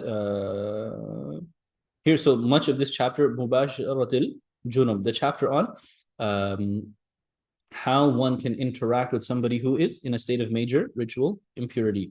And so he says that Umar radiallahu anhu, he said that basically, I love to go to my wife and be intimate before I take a bath, and then I'll take a bath, and then I'll come back and basically seek warmth from her. I'll go and, I just took a bath, so I'll be cold. So, basically we'll go and hug and, she'll warm me up. Here from Ali radiallahu, there's no problem that a man, seeks warmth from his wife if he just took a bath, even if she hasn't taken a bath yet. And then from Alqamah, who is one of the students of the companions, that I go and I seek warmth with my spouse after I've showered while she hasn't taken a bath yet. And you can see like some of the students of the companions are asking other people, does this person need to make wudu and the like. So this, but this is, we're already at, quotation number, 11,100, right? But most of these, because there's nothing directly from the Prophet sallallahu alaihi wasallam, they'll go and they'll mention, what did the Sahaba do? What did the Tabi'un do? What were their opinions on such and such? Because that's the way to know. Essentially, what are their fatwa? What are their religious verdicts? What are their religious rulings and the like? And so what this also does, and people don't really appreciate, is this gives us, many times we quote, okay, what did Abu Hanifa say? What did Imam Malik say? Well, they're not living in a vacuum. They're getting a lot of this from these people, right? And so when you go here, you get a view of how broad and expansive and how well developed fiqh in Islamic law already was. And so this is what these books do. They're here to preserve the opinions of everybody that existed, right? Before that. And that's why they're like 40,000 quotations. So for as-sahifa, we said like personal notebooks. Yeah. Like in a few words, maybe like a word. Al-musannaf, like what's the distinctive characteristic? Musannaf is a very broad term and includes a lot. But this is anything that's topical, anything that has like chapters. So pretty much everything that follows in our chapter will be a musannaf as well. The musannaf is a very broad term. It just literally just means anything that has chapters. So most of the subsequent genres that we will cover are also musannafs. So for example, our next one is well, maybe not a musnad, but a jami'. Just very briefly, a jami' will have things on beliefs, on rulings, on the life of the Prophet, social etiquette, tafsir, signs of the Day of Judgment. Well, the fact that this has chapters means it's a musannaf. But the point of a jami' is that it has these specific 8 things, meaning it covers every aspect of faith, basically. Or a sunan. Sunan will only cover things that are legal based, ahadithul ahkam, rulings and verdicts. But the fact that it has chapters makes it a musannaf and the like. The first one was, or the first Sahifa or musannaf? Sorry, musannaf. The first one of which is like the first real like book, if you were to say like a published book on hadith, is the one of Imam Malik. Yeah. Because he's still the first, 179. Abdul Razak and Ibn Abi Shayba are still later. Those ones with like 40,000, at that point in time, were they doing extreme due diligence on like authenticating that or not? No. They're just putting on paper. Yeah. They're not putting in garbage. And they're not necessarily excluding things based off of right or wrong. I mean, those authors very well have their own opinion, but that's not their point of writing this.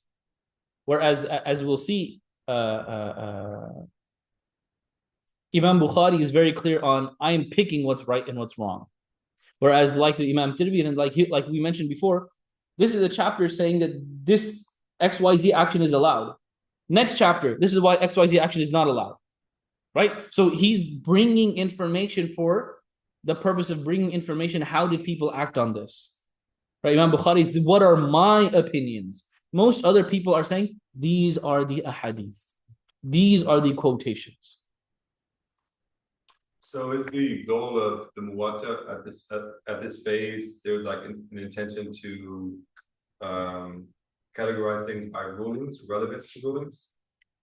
It's supposed to be basically an average Muslim's handbook to faith, right? Like, what do I need to do in my own life? What do I do about prayer? What do I do about buying and selling? What do I do about personal piety? What do I do about, connection with Allah? So like relevant to faith.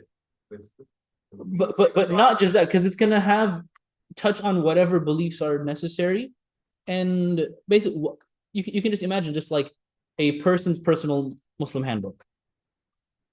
It's going to talk about, how to be how to be pious and righteous, how to not to be arrogant. Maybe not explicitly as chapters, but they're included within broader topics. And the Musannaf, and specifically the Muwatta, do include statements by companions. Yes, that is, you can very much say that is a feature of them, outside of their literal thing of being a collection organized by topic. Meaning anything that's called the Musannaf, it's a feature that it is definitely more than quotation of the Prophet sallallahu alaihi wasallam.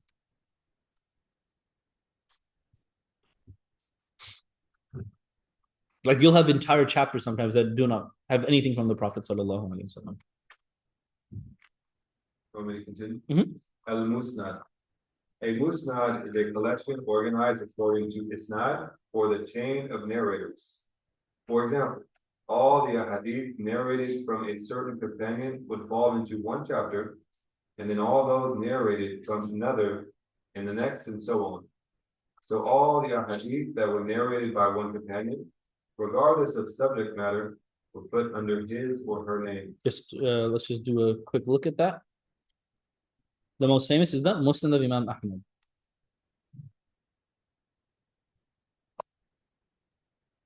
And so if we look at the sectioning of this book, Musnad al-Asharat al-Mubashsharina bil-Jannah. The Musnad, the section on those 10 companions that were promised paradise. And then from amongst that, he has a subsection of those that were al-Khulafa al-Rashidin, meaning Abu Bakr, Umar, Uthman, and Ali. So these are all of their ahadith. And so it's literally all the hadith of Abu Bakr, all the hadith of Umar, all the hadith of Uthman, all the hadith of Ali. And then the rest of the Ashar al-Bashara, Talha ibn Ubaidillah, Zubayr ibn al-Awam, Sa'ad ibn Abi Waqqas.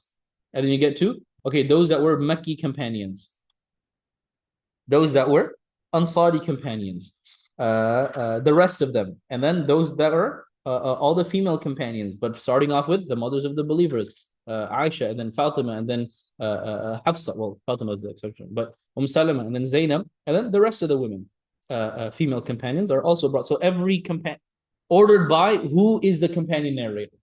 That's the whole point of this. Ordering by companion narrator.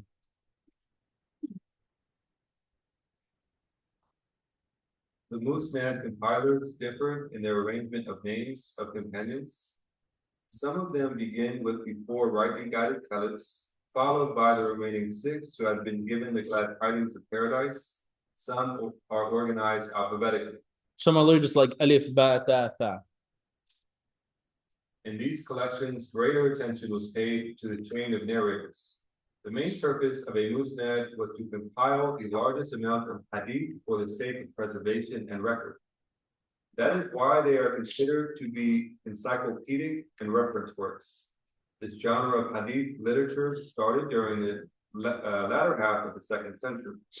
The most well-known is the Musnad of Imam Ahmad ibn Hanbal, rahimahullah, who passed away in 241. And at that point of, they're considered to be encyclopedic. Their goal is preservation. Right? That wasn't their goal 100 years ago. But now, when there's a, oh no, we might not be able to remember all of this. We might not be able to document all of this. We might not be able to keep all of this. Let's write everything down. Imam Ahmad doesn't necessarily write down fabricated narrations, but he's not necessarily nitpicking. He's not necessarily nitpicking. Again, his has 40,000 narrations as well, again, roughly. But these are now mostly from the Prophet ﷺ. But because it's from various companions, there's a lot of repeats.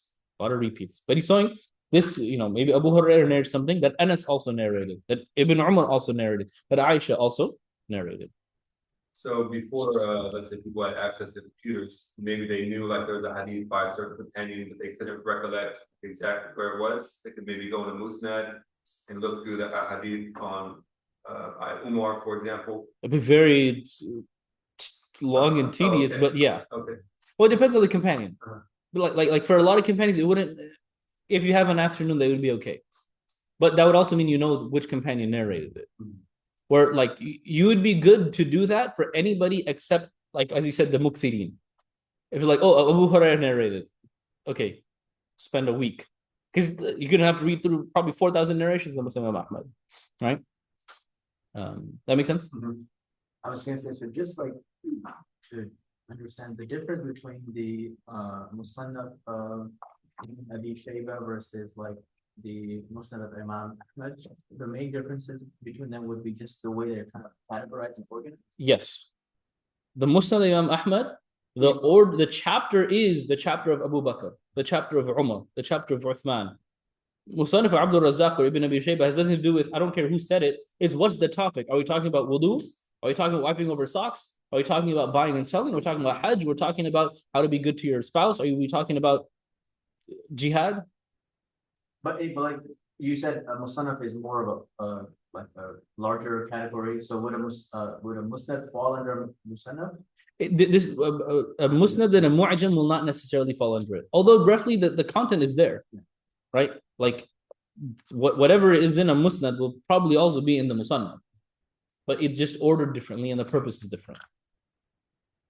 Is the Musnad going to be all attributed to the Prophet sallallahu alaihi wasallam? Pretty much. Or to the companion. Whereas the Musannaf very much also has tabi'un. So you're saying that, but it might have statements by Umar or some other. Yeah. Which one is more attributed to the tabi'un? The Musannaf, you can say, is the Prophet ﷺ, companions, and Tabi'un. But anybody, really.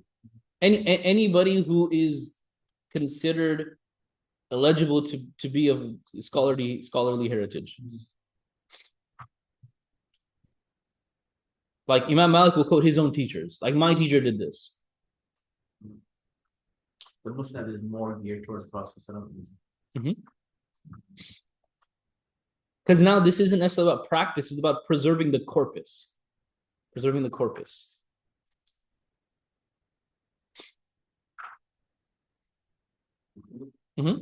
Al-Jamia. Jamia is the title given to a hadith collection that includes all of the major topics or subjects addressed in the ahadith of the Prophet sallallahu alaihi wasallam. There are 8 primary topics or subjects covered in the ahadith of the Prophet sallallahu alaihi wasallam. 1. Aqa'id, beliefs, creed. 2. Ahkam, legal rulings. 3. Siyar, history and biography of the Prophet. 4. Adab, social etiquette. 5. Tafsir, Quranic exegesis. 6. Ashbarat, signs of the Day of Judgment. 7. Fitan, trials and tribulations. 8. Manaqib, virtues of the companions. So as we get into more refined, right, this is the generation that comes after the Musnad and Musannaf worlds. Because the Musannaf is now very popular. But now the point is, okay, Musannafs, you're great. But maybe you missed out this topic. Or maybe you included way too much on fiqh, but you totally missed everything on, the life of the Prophet sallallahu alaihi wasallam. So the Jami is kind of, again, now as history, as science has developed, we want to be more purposeful, right? And so, like, all right, let's include, when we say 8 topics, it's not like these are 8 random topics. This is basically everything you can think of. Everything you can think of. What do we believe in? What do we do? The life of the Prophet ﷺ. If something is not a literal ruling, but it's an etiquette. Tafsir of the Quran. Well, it's not an etiquette to know the end of days, but it's good to know, as well as the trials and tribulations and the virtues of the companions. Most of the books that we know, or about half of them would fall into this category, but every jami' is by definition a musannaf. Every jami' is by definition a musannaf. Yes, the singular and plural. The right is the singular aqidah, plural is aqaid. Singular is hukam, plural is ahkam. So you know the Arabic writing. A typical jamia would include chapters on each of these subjects. This genre of hadith literature is considered to be the most comprehensive approach in terms of collection because of the broad range of topics it covers. It started during the 3rd century. The collections of Imam al-Bukhari, Imam Muslim, and Imam al-Tirmidhi.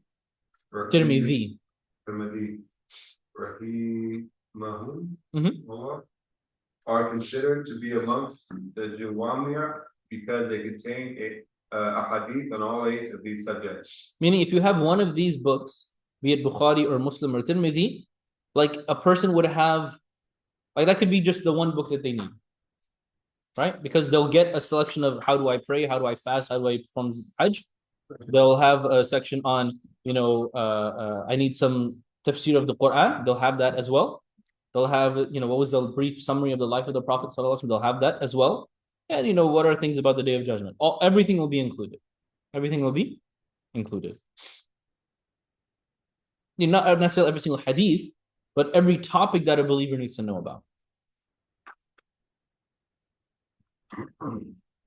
Yeah. I've got a brief question. Is it not advised though for someone to just pick up Imam al-Bukhari, his, the compilation or his hadith? Yeah. So with Imam Bukhari and Imam Muslim, these books are written by specialists for specialists.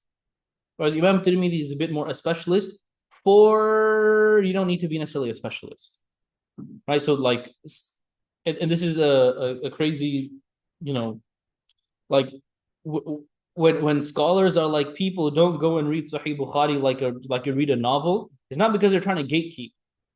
It's because like Imam Bukhari is very clear on my chapter title is the ruling I have derived from the following narrations. But people will just read the hadith, not understand it, and will ignore his chapter title and will do literally what Imam Bukhari said not to do. So, but people, they do not know what function he's writing in and why he's writing, or when he brings in secondary evidence to fix mistakes in certain narrations. So, for example, just because the example came up, sometimes you'll find in the Musnad Imam Ahmad, let's say in the Musnad of Umar, there's a hadith by Abu Hurairah. Does Imam Ahmad know that Abu Hurairah is not Umar?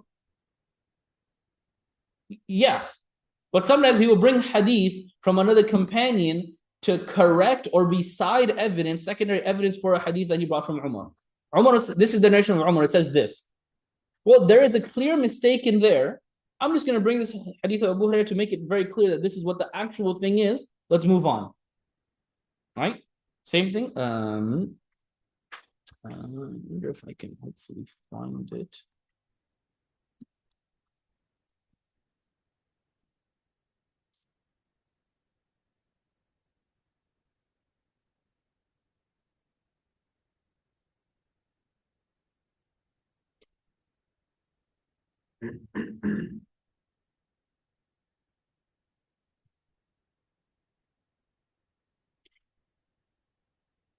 Maybe they spelled out Somebody, instead of like writing one word. Well, I'll get to that. Anybody here a software engineer? Anybody here trying to be a software engineer? I'm studying. Well, listen. Can you please send them a note? I looked up 11 wives. They gave me the 11th hadith from every book.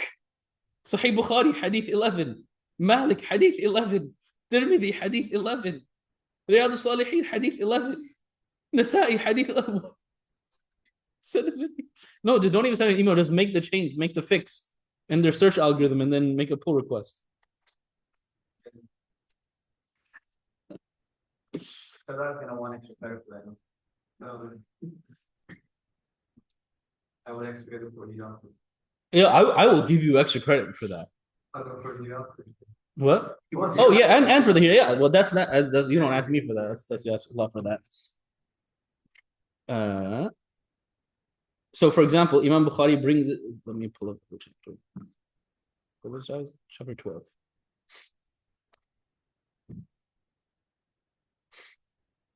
So Imam Bukhari, he brings the chapter Babu idha jama'a thumma aada wa man dara ala nisa'i fi ghuslin wahidin.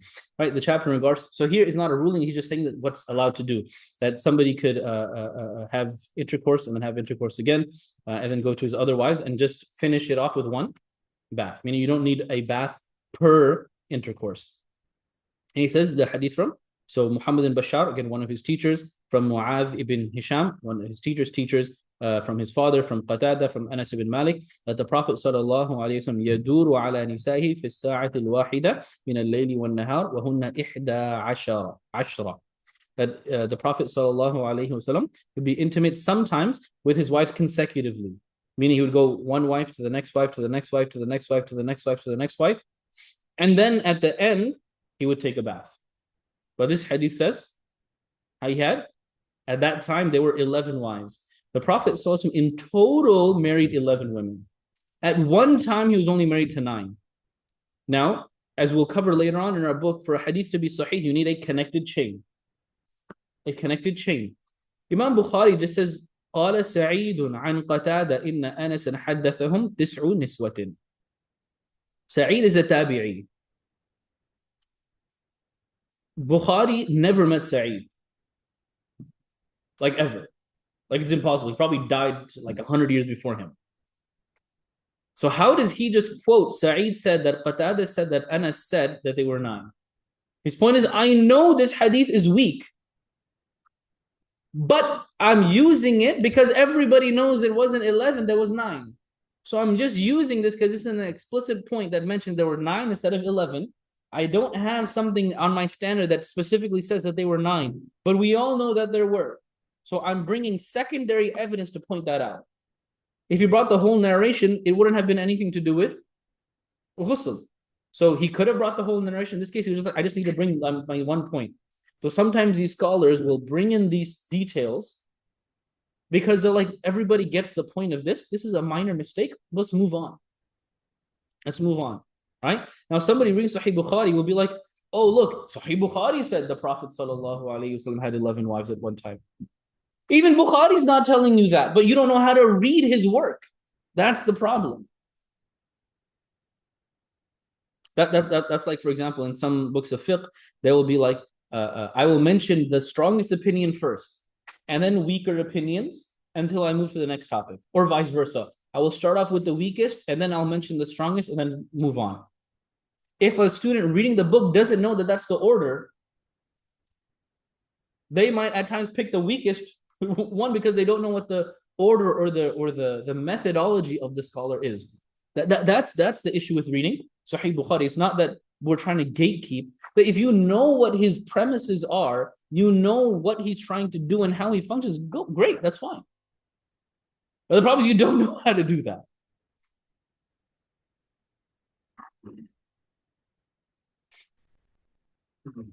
Within this genre and time period, there was a new focus on producing collections of ahadith with an emphasis on authenticity. They focused on including those ahadith that they considered or deemed to be authentic.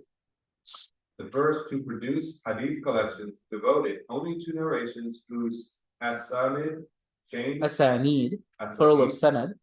Sanid chains, they felt met the requirements of authenticity were Imam Muhammad ibn Ismail al-Bukhari, died in 256, Imam Muslim ibn al-Hajjaj, and Naysaburi, died in 261. Their works are known as the Sahihain. You all know what Sahihain is now, right? Like, what is it? Two Sahih. Yeah, some Sahih, but there are two. Technically, the more correct one would be a Sahih Hani. That's marfu'. Sometimes in English we do it interchangeably, but it becomes more common as Sahihain. But the default marfu' would be Sahih Hani. Or the two authentic collections, and are without a doubt the two most famous hadith collections in existence. And both of them, as was mentioned, the previous generation was very big on let's collect everything for preservation. Imam Muslim, he says in his introduction, that is how the previous generation did it. But that gets confusing for people because there's too much. And they don't know what's right and wrong. They don't know what's authentic and what's not. So his student asked him, can you write something that's a bit more manageable? 40,000, what am I going to do with 40,000 narrations? And write something a bit more manageable. So Imam Muslim said, I will do that. I will summarize it. I will only pick what's authentic and what you need to know without being overly repetitive. Right? Because you read the larger works, like we just read the whole thing about, can a man go and basically like hug and cuddle, snuggle with his wife after he's bathed before she's bathed? He's quoting like 7 different companions. I just needed one to get the point. But he's quoting it to be from a point of record keeping and preservation. They're just going to be like, I'm going to make my point. And if something's authentic, I'll bring whatever's authentic. If it's not, I won't bother unless I'm trying to prove something else. So again, now we see a development in methodology. The methodology went from, well, now let's ensure we have everything, but only what is valid and what is correct. If something's not strong enough, we don't need to bring it. So methodology is developing over time. It is important to note that the term Sahihain is not used in the exclusive sense. There are Sahih Ahadith in all of the other major collections. Also, it was not their intention to compile every single Sahih Hadith in existence, nor did they make that a condition upon themselves. So there's 2 points to this. That is very correct. That not everything that is Sahih is not limited to these 2 books, right? In the sense that Imam Tirmidhi, rahimahullah, will say that, hey, this hadith I consider to be Hasan Sahih, but Imam Bukhari doesn't narrate. Imam Tirmidhi he's very close to Imam Bukhari. Say, I bring this, I think it's Sahih, but Imam Bukhari didn't narrate it. That's probably because Imam Tirmidhi says, I think it's Sahih, but he didn't. That's kind of point number one. Point number two is there are different, Sahih is a subjective category, right? And so there are things that Imam Bukhari will say, yeah, I learned this many Sahih hadith. But there is Sahih in what I think is valid and actionable versus for my book, I have a specific condition. And so for his book, he has specific conditions. He says, if it doesn't meet this, I can never include it. So from that aspect, it says whatever is in here is everything that meets my condition. If it's not in here, it does not meet my condition. That doesn't mean I don't think other things are valid, but the condition I place for this book is the following. And so only that is in here. And so Imam Muslim does the same thing. I have a condition of what is authentic, and whatever does not meet that standard, for the purpose of this book will not be in there. He brings things as secondary evidence for the point of being secondary evidence. Because whatever is not on my original condition, I may think it's fine, but it doesn't belong here. I may reference it, but it doesn't belong here. I may teach it, but it doesn't belong here. For example, there may be fiqh opinions that I think are valid, but I may not teach in my class, or I may not follow. I still think they're fine, but there's what I do, and there's what I know is still okay.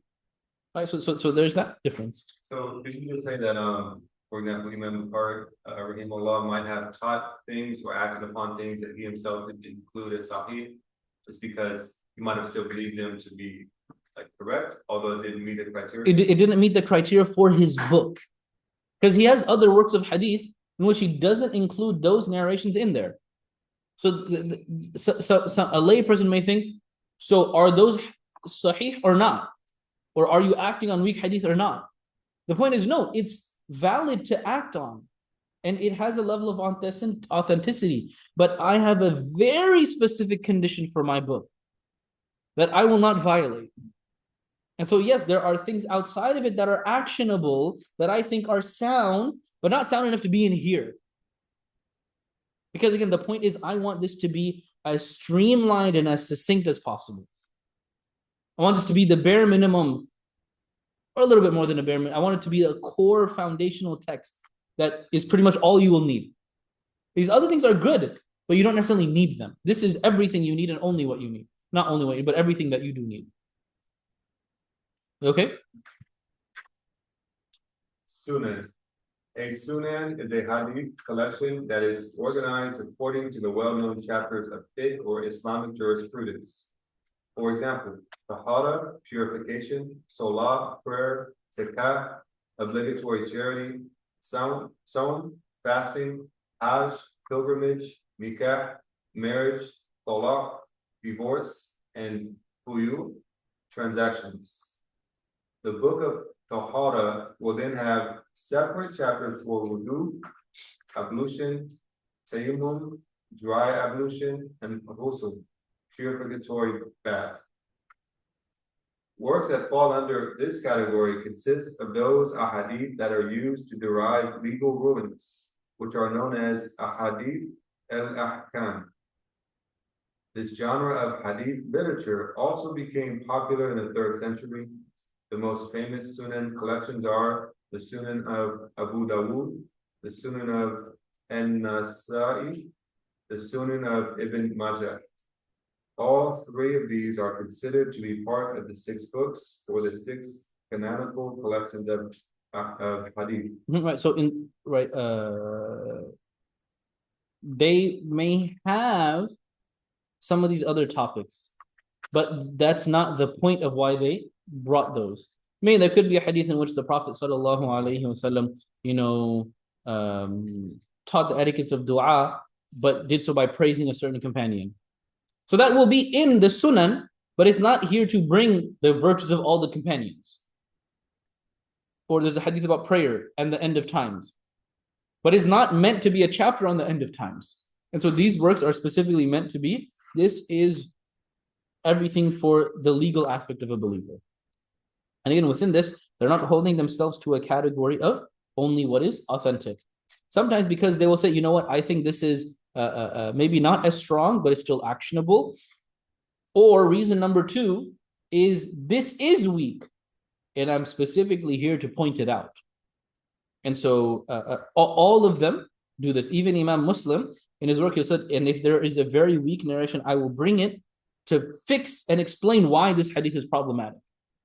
But if somebody doesn't know that, they won't know that Imam Muslim did that, or which one is the weak one. That's why particularly the works of Imam Bukhari, Imam Muslim, are written by specialists for specialists, right?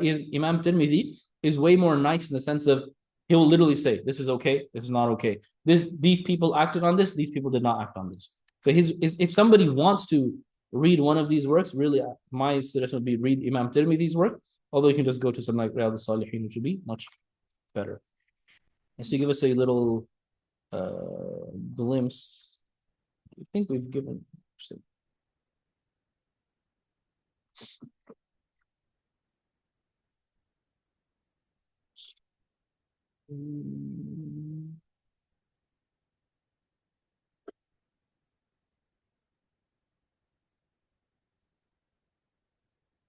Right, so for example, like again, why Tirmidhi is a bit more approachable. Imam Tirmidhi, after this hadith,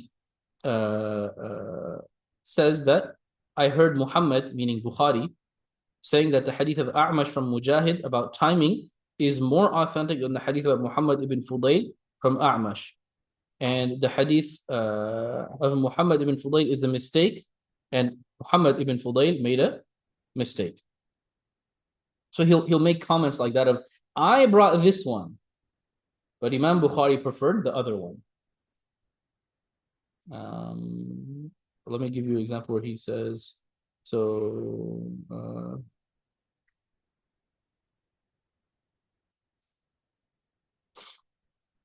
Aisha radiallahu anha, she said that the Prophet sallallahu alaihi wasallam فَيَنْصَرِفُ النِّسَاء, and then immediately after the women would leave. قال انصرف يمر النساء متلففات بمروطهن ما يعرفن من الغلس, and they would walk with their dragging clothes, but they wouldn't be recognized because it was still dark out.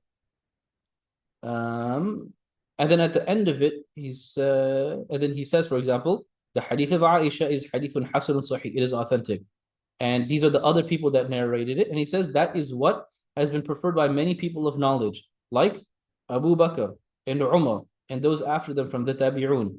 And that is what Imam Shafi'i's opinion is. That is what Imam Ahmad's opinion is. That is what Ishaq's opinion is. They prefer to pray Fajr earlier, when it's still dark out. But then, to Babu ma ja'a fil isfari bil Fajr, to do Fajr later as it's closer to sunrise. And so, asfiru bil Fajr fa innahu a'zamu lil ajr. Delay Fajr and pray it later because that is going to lead to greater reward. He says these are the people that have narrated it, and he says this also. Surah al-Khalij is hadithun hasanun sahih.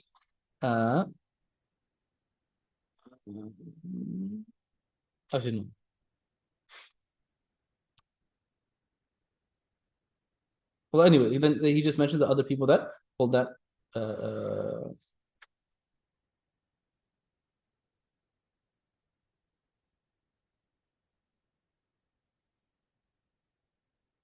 He says that Shafi'i and Imam Ahmad and etc. they prefer isfar, but they say they interpret isfar not to mean delaying the prayer, whereas the other schools they do that. But anyways, my point of all this is not to teach us the ruling or the hadith, but he'll make comments about this is, wahuwa asah. This is more correct. This is the opinion of Ibn al-Mubarak and al-Shafi'i. He'll mention his comments and explain and teach as he goes. Okay, next one, Mu'ajam. So just to clarify, Yeah. you said that Tirmidhi Mhm. is the most accessible for I people that are non-experts? would think so.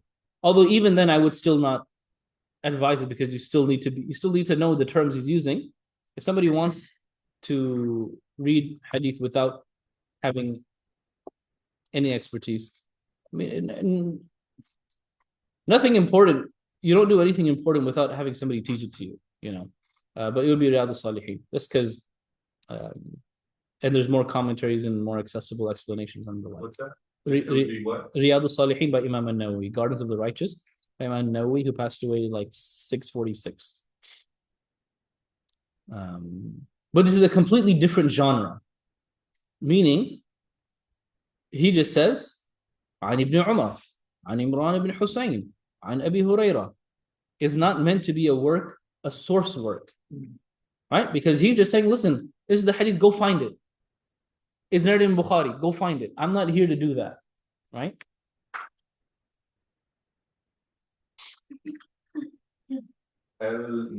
Mu'jam. A mu'jam is a hadith collection in which the contents appear in alphabetical order under the names of the narrators and their teachers, or the cities and tribes to which the narrators belong. The collection can be organized alphabetically according to the names of the companions, teachers, or certain narrators. An example of this is Al-Mu'jam Al-Kabir by Abu Al-Qasim Sulaiman ibn Ahmad at-Tabarani. This genre of hadith literature appeared after the Sunans in the late 3rd century. But just so we see an example.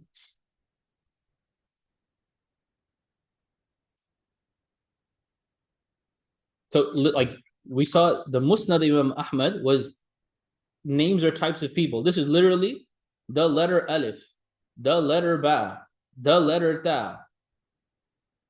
So, Usama ibn Zayd. And then whatever comes under him. And then Usama ibn Akhdari, and whatever comes under him. And then Ubay ibn Ka'b. And then about Ubay ibn... So it's literally alphabetical. Either by the teacher or by the companion. There's some way that it's alphabetical. They differ onto the how. Or what they choose to alphabetize. Al-Mustadrak. A Mustadrak is a hadith collection in which the compiler has supplemented the work of a previous compiler or compilers. Having accepted the conditions laid down by previous compilers, the later scholar collects other hadith that they find to fulfill those conditions but have been left out of the previous works. For example, the Mustadrak ala Sahihain of Al-Hakam An-Nasaburi passed away in 405. He tried to collect narrations that meet or met the conditions of Imam al-Bukhari and Muslim, but were not included in their works. So Mustadrak is literally, it's just like I just had a word. Where you just append onto the original work. Like if I say Sheikh Farhan's book of Ulum al-Hadith is great, it would have been great if he included maybe one more genre, if he had these 3 more paragraphs in preservation, and if he had one more chapter on, hadith in today's age, right? I did a mustadrak, I did idrak, I added on to his work. A mustakhraj is a hadith collection in which the compiler gathers the narration from another book with his own asanid or chain of narrators. The narrations are essentially the same, but the chain of narrators is different. A hadith scholar would take an existing collection and use it as a template for their own book. For every hadith found in the template collection, the author of the mustakhraj would provide his own narration of that hadith. For example, there is a mustakhraj on Sahih al-Bukhari and Sahih Muslim. This genre came about in the 4th century. This is a very niche thing, in not to doubt the intentions, but of the authors. This is more so like a flex work. Like you're really just trying to, like I have those hadith too. That's at the end of the day, literally, like that's what it is. For example, if you take if somebody was to do that for Riyadh al-Salihin, where he doesn't have the chain itself, let's assume he did. Well, okay, how do I narrate innamal a'malu binniyat? I will take Riyadh al-Salihin, for example, and say, this is my chain for innamal a'malu binniyat. And then the next hadith, yaghzu jayshun al-Ka'bah. This is my chain for this hadith. So everyone, I will bring my own chain for the same narration or for a similar narration. So it's very niche. It's very much for hadith scholars to be hadith scholars. A juz is a hadith collection that focuses on the narrations of one single narrator, a companion or someone else, or a collection that focuses on a hadith regarding one single theme or subject. Just like we have a juz of the Quran, 30 ajza, this is what the piece apart. For example, a collection that focuses only on the narrations of Abu Bakr radiallahu anhu would be called Juz Abi Bakr. Another example is the Juz fi Qiyam al-Layl by al-Marwazi. In this collection, he gathered those narrations that talk about Qiyam al-Layl, the night prayer. So you can just, this is a very niche one, but just any little booklet that's on a certain topic. And how does that differ from Sunan? A Sunan? Sunan has all the topics of fiqh. This is usually way smaller and very much on one topic alone. So for example, there's many times these are, like collections of 40 hadith. So there's like a juz on the virtues of like al-Masjid al-Aqsa or like of al-Quds.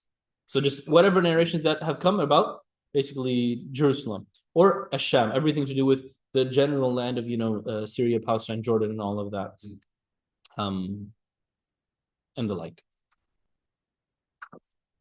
Ash-Sharh, one of the most important genres of hadith literature that appeared later on, is a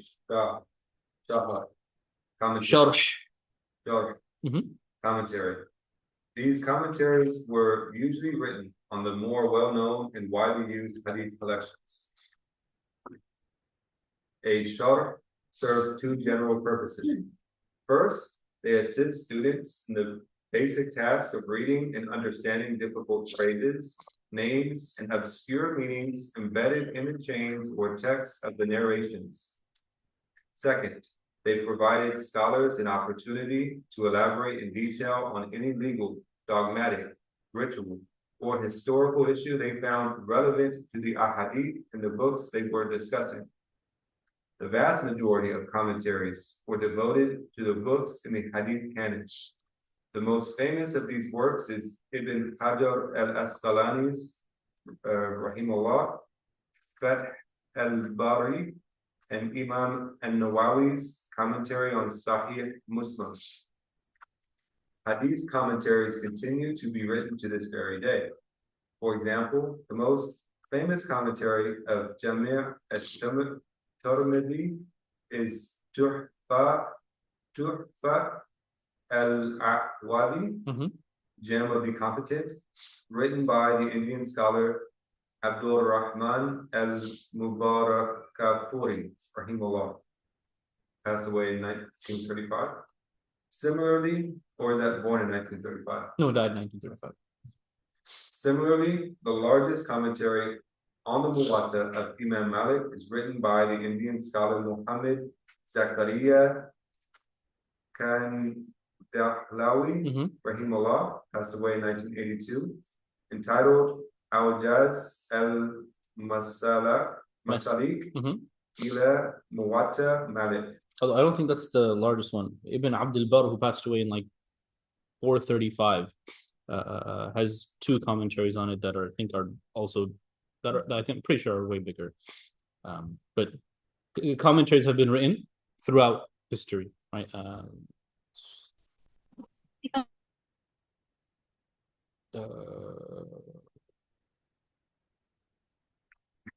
التمهيد.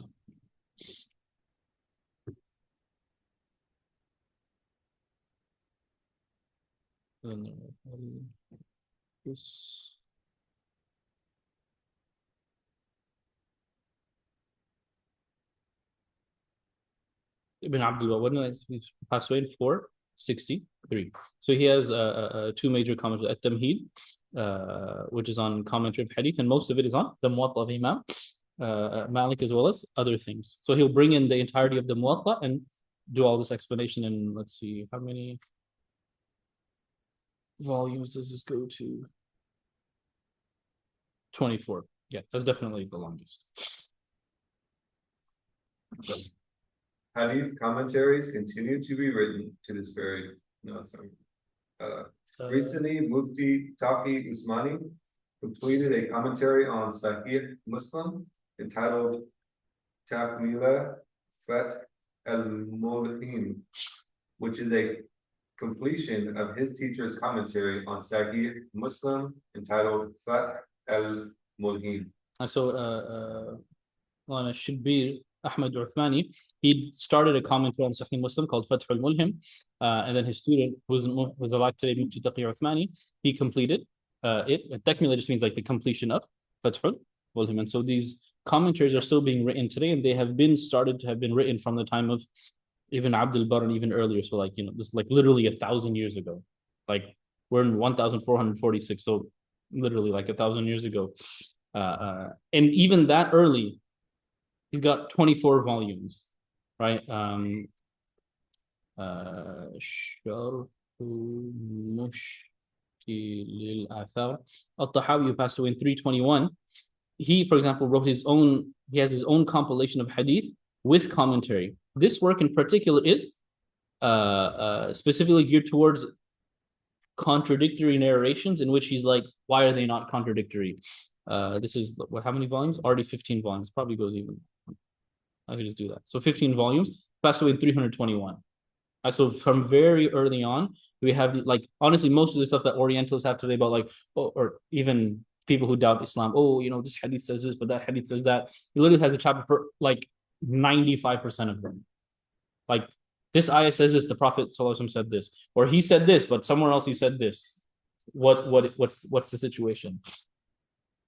And so you see how much effort and service went into not only the preservation, that was like we talk about preservation, different ways of preservation. We want to be encyclopedic.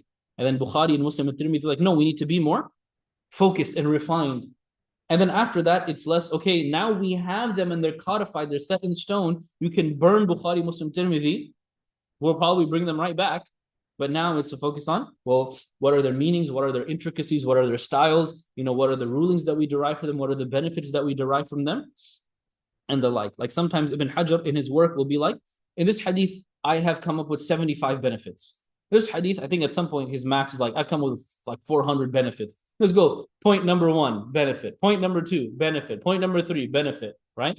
And just things like that. And to this day, they're being written in extensive detail. Like Mufti Taqi probably wrote like in very small print on extra large paper, probably, I don't know, it's going to be like 3,000 pages, something like that. And that's just one work. And it's still being done too today. For example, Sheikh Akram Nadwi, who was here a couple of weeks ago, his commentary on Sahih Muslim is 25 volumes. 25 volumes. And his point there is kind of, how we mentioned this point here of whatever is authentic is meant to be authentic, all of that. One of his major goals of this book is, why did Imam Muslim bring this hadith? Why is he justified in bringing it? And why is every single other hadith not justified to be in his book? So what he does very often, and this is like an interesting, very niche study of hadith studies, is what does Bukhari narrate that Muslim doesn't narrate? And what does Muslim narrate that Bukhari doesn't narrate? Because both are supposed to be, the most highest tier of authenticity. So why do they differ? And when do they differ? So everything is like, why did Imam Muslim bring this? And why was he right to bring this? And why did Imam Bukhari bring this? Why did Imam Bukhari bring it? Why did Imam Muslim not bring it? And why was he justified in that? And so just this constant back and forth for like every single hadith. That's your Akram Nadwi? Yeah, that's why it's so ridiculously long. I was going to ask, you said these commentaries have been around for thousands of years and lots of them. Mm-hmm. At one point, is there room for original thought, or are you at one point just writing down what your teachers taught you? Like, you know what I'm saying? After 1,000 years of commenting on the same thing. A little of both. A lot of commentaries are repetitive or summaries. Like Imam An-Nawawi, rahimahullah, his commentary on Sahih Muslim is very great and it's become a standard, but most likely it is just a summary of some of the larger works by Khatib al-Baghdadi and Qadi Iyad. So it's a summary, and then he's throwing in his own stuff, as well as the Shafi'i school. right? As well as he'll may bring some other benefits that were not mentioned before. So in some aspect, you can only be so original of like, we already know what the rulings are. We already know what the companion said. I can't do much more there. But there's room in, for example, why Takmil Fath al-Mulhim can be so much more unique and novel is because a huge section is on the entire section of the chapters on buying and selling. So how do we relate the chapters on the Prophet ﷺ saying, should you or should you not sell fruit on a tree before it's become ripe? How do we relate that to drop shipping? How do we relate that to modern manufacturing processes? How do you relate that to Kickstarters? So a lot of it is just, let's take that and examine the world we have today. And then something is just care for intricacies of hadith. So for example, like Sheikh Akram's, which is very much on the nuances of hadith, works like that have been done before, but not in this clear, adept way of, I'm going to prove why everything here is here and why nothing here is not meant to be here. Whereas, for example, for Imam Bukhari, he was more popular and famous. One of the people that argued him was Daraqutni, who was basically like, Imam Bukhari, why did you bring this hadith? It shouldn't meet your standard. Or Imam Bukhari, you didn't narrate this hadith, it should meet your standard. And so later people are just arguing back and forth and the like. So it's this, in one way, there's always room. And at the end of the day, the world will always change. Time will always change. Society, circumstance will always change. People's sensitivities will always change. And so there's always room to explain and apply those narrations to our daily life. Simple example would be, back, for much of Islamic history, the ahadith about the Prophet saying, don't burn ants. And the Prophet saying, don't take a bird's chick away from the mother chick, right? And don't hurt camels. A lot of it just, don't hurt camels. Now we can have an entirely new view of those hadith in the sense of, animal rights. That topic never existed. Not that those hadith weren't there, but that topic was never 50 years ago. Look up animal rights. They'll say my right is to eat an animal, right? Now it's a completely different genre, right? And how do you take those ahadith and balance them with people who are vegan from a moral perspective? Sorry, from the perspective of eating meat is categorically wrong, right? And we can reason. There are people who are vegan because they think most meat that's slaughtered in America is probably done with a lot of insensitivity and harm to animals. Sure, as a Muslim, I'll agree with you on that. But that doesn't mean eating meat is bad. And so that's a completely new discussion that nobody ever had. Right? So there's always room for that. Well, we're kind of neck and neck with the class 2 years ago. Class 2 years ago is a very good class. Year 3 now? Yeah, the year 3 now. What about year 2 now? May Allah bless all of the students. We good? Any questions on this? I know we didn't get to start chapter 4. We'll watch this video at some point. Don't worry. Chapter 4. Next week we'll do was 5. Hadith number 3.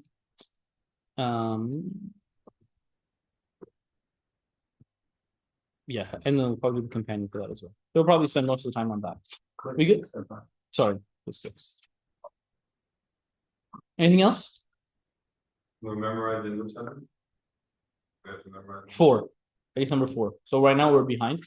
Maybe for a few weeks we'll be behind, and then once we're done with our Ulum al-Hadith book, then we'll be fine. Don't worry. Anything else? No? Okay. Subhanallah bihamdihi, subhanallah al-azim. Subhanaka wa bihamdika, nashhadu an la ilaha illa anta, nastaghfiruka wa natubu ilayk. Sallallahu ta'ala ala khayri khalqihi Muhammad wa ala alihi wa sahbihi ajma'in. Wa man tabi'ahum bi ihsan ila yawm al-din. Okay. The next hadith is الأنات من الله والعجلة من الشيطان. الأنات من الله والعجلة من الشيطان. الأنات من الله والعجلة من الشيطان. Patient deliberation is from Allah, and hastiness is from the devil. Al-anatu min Allah wal ajratu min ash-shaytan. Okay. Assalamu alaikum. وعليكم السلام ورحمة الله.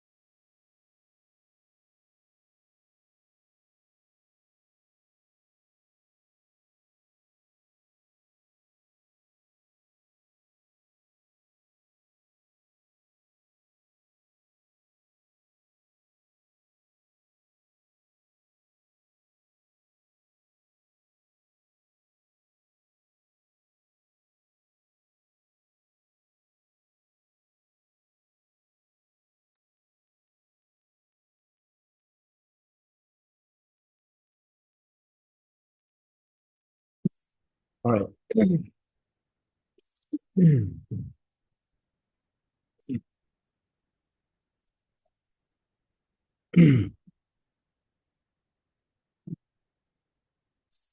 بسم الله والحمد لله والصلاة والسلام على رسول الله وعلى آله وصحبه ومن استنى بسنته إلى يوم الدين.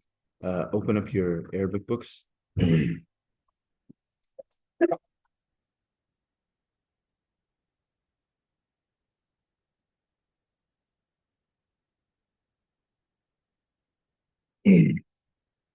We are on drill number 3.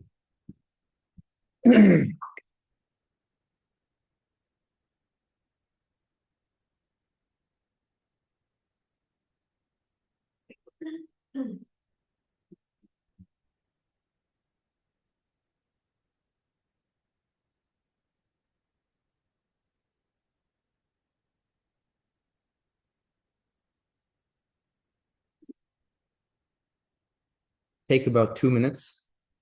Take about 2 minutes and individually look over the huruf that it gave you on page 67, the Arabic as well as the English.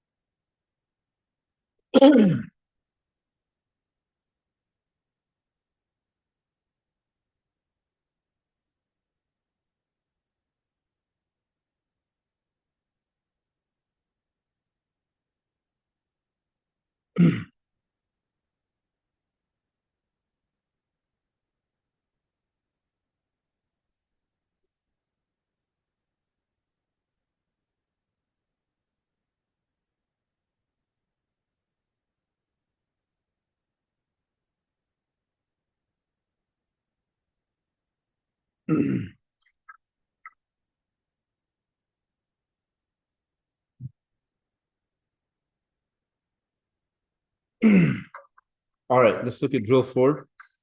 Sorry, drill 3. Drill 3. He says, number 1, طيب is ala. What is the translation of ala? On / towards. There was one more. Not On. towards. On. Anyone else? Oh. Be above. Yeah, on, upon. Upon is like above as well, and against, right? On, upon, or above, and against. Like that would, because on and against, they don't like make like sense. It's just context. On is like al-kitabu ala al-tawila. The book is upon, right? Against, for example, let's use dua as an example. When you talk about making dua for somebody as opposed to making dua against somebody, right? You would say da'a lahu, that da'a is a verb. So da'a lahu, he supplicated for him. He supplicated against him would be da'a alayhi. He made dua against him. So that's what we mean by against. So on, upon, and against. Grant number 2. Like, right? Which is used for comparison. Isa number 3. Yeah, number 3 is ila, so it's to or towards. Number 4, Abdurrahman, which is the lam with the kasra. four, yeah, also like two, but the four over here usually indicates possession, right? Number five, Muhammad, Mardini, huh? Until, hatta, until. Number six, Sa'ad, an, about, yeah. Number seven, DJ Min, from. Number eight, Salma, fi, in. Number nine, Amira, one of them. Hasha, good. Hasha. Insha, another one. Khala, so Hasha, Khala. Sardar, there's one remaining of the except. Hasha, you said Hasha, right? Khala. There's one more. Isa. Ada. Number 12 says, I swear by Muhammad Fardeen. Wa. Wa. Good. Wa wal qasam. 13, it says, since Maryam Khidr. There's two options here, technically.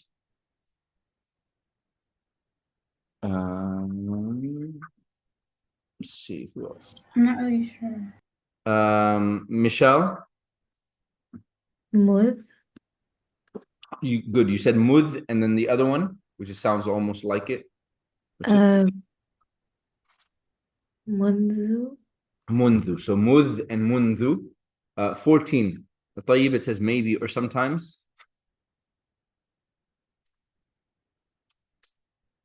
I only memorize the top nine. Abdul Rahman.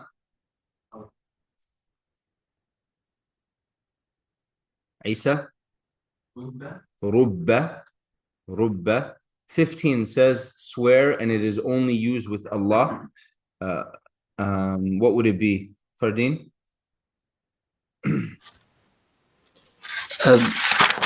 I swear by Allah. Wallahi. No, that one. This is only used with Allah. Like the wow, it could be used wallahi wa shams. Okay. Tallahi. Yeah, tallahi. This is the ta with the fatha. Ta with the fatha, and then 16, which is with or by means of Muhammad Ali Ahmad.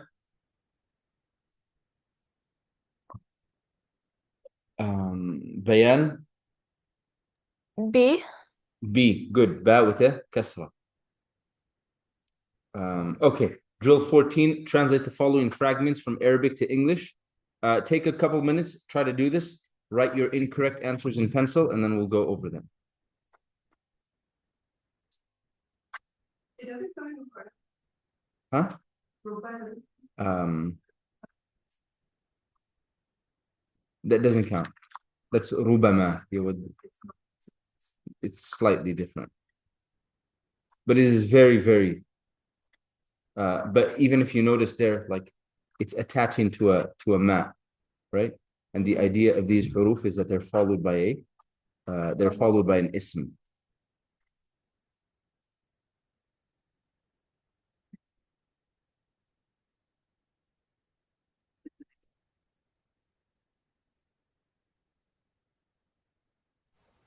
Some of the words are new here, Sheikh. It's Maybe these are the new vocab. a new vocab. Oh.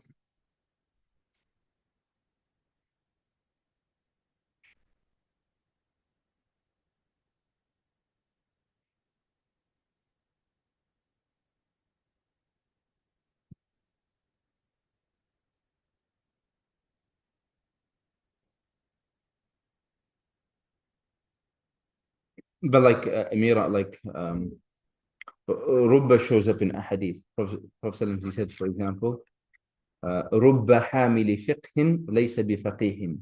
He said, Rubba, sometimes or perhaps, hamili fiqhin, someone who's carrying fiqh, like the rulings, laysa bifaqihin, doesn't have the understanding of it.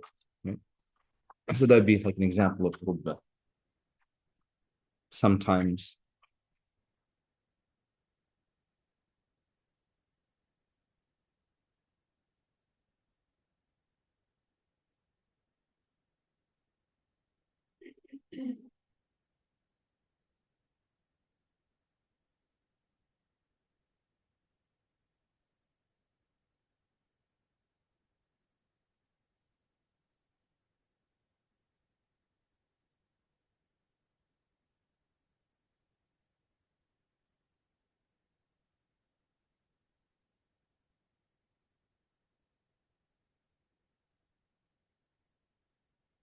You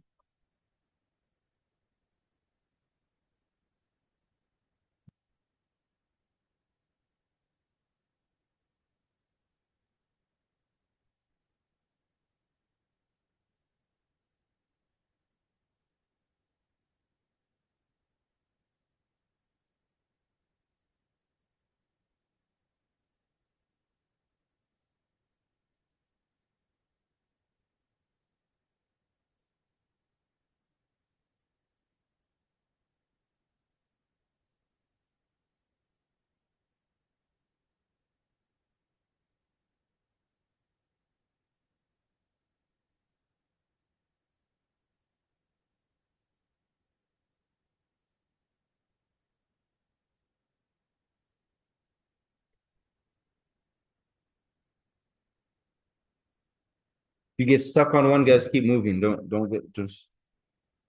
spend too much time on it.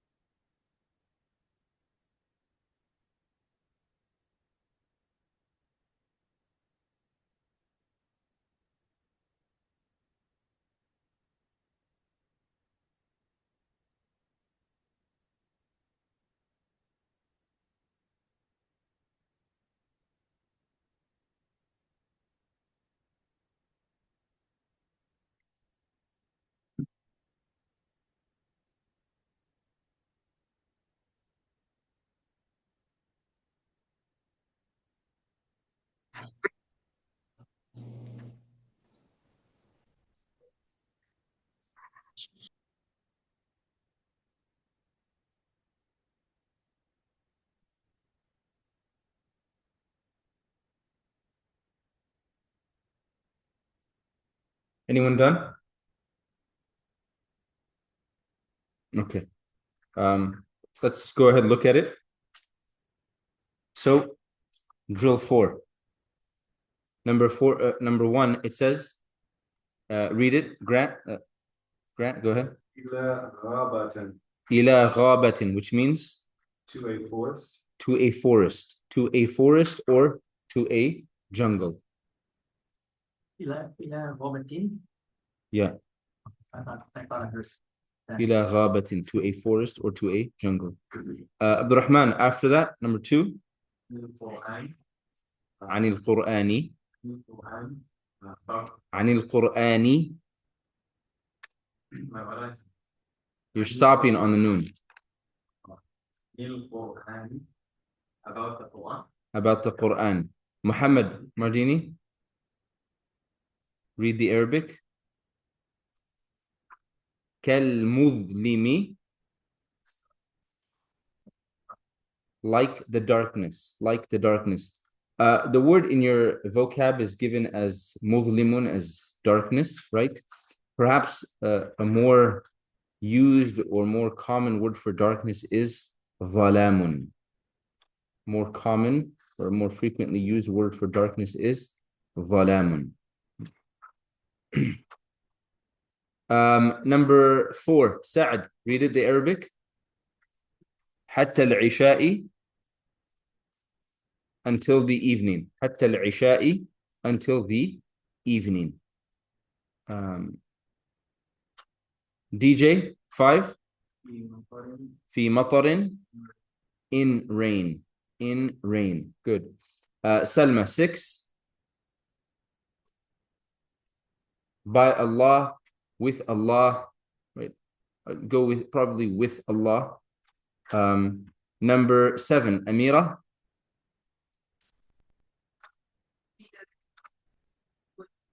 Yeah, with blood. With blood. Muhammad Fardeen 8, read the Arabic. على بينة, to a clear proof. على. This is not ila. This is ala.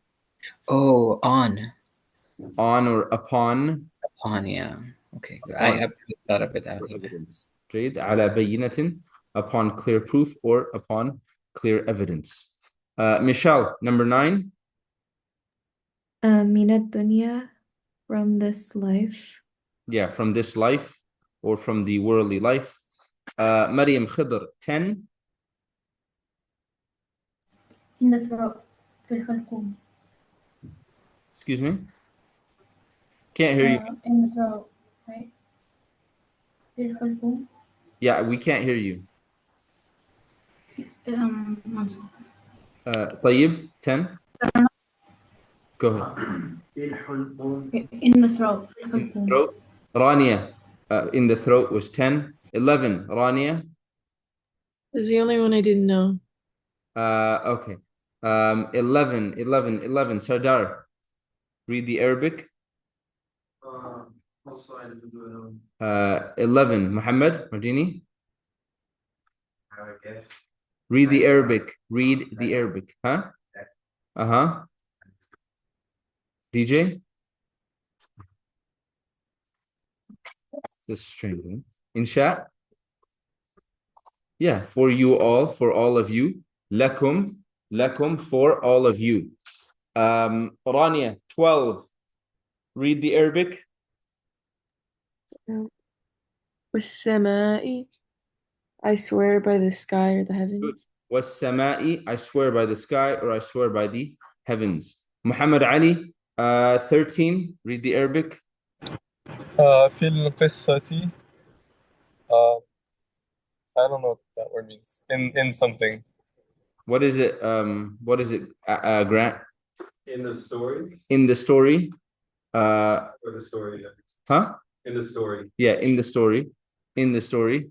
Khadija, 14. 14, is it كمتاع? كمتاع. I don't know what the word means, but like Yes, mata is like. Amira.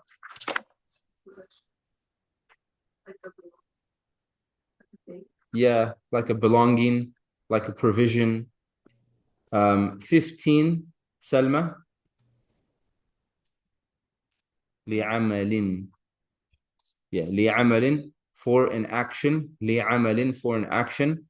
And Sardar, 16. Read the Arabic.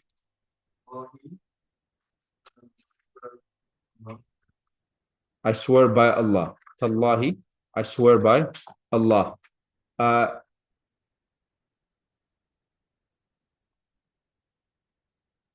Do drill 5. Do drill 5. Give it a few minutes, and then we'll do it together. If you get stuck, move on. If you get stuck, move on.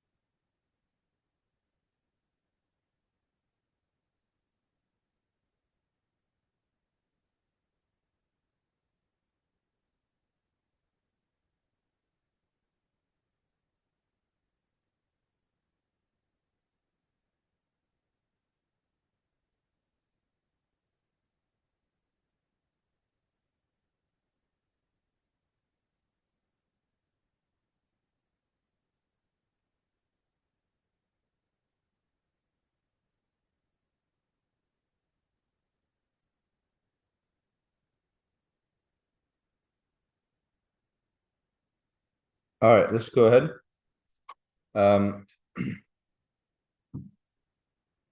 Drill 5. In chat, the first one, it says in the heavens, correct? في السماوات. And over here, you could go, whether you went sama'i or samawat, right? Right? In the sky, in the heavens. Sama is one of those words that's kind of used. Sometimes also the singular is used as a type of.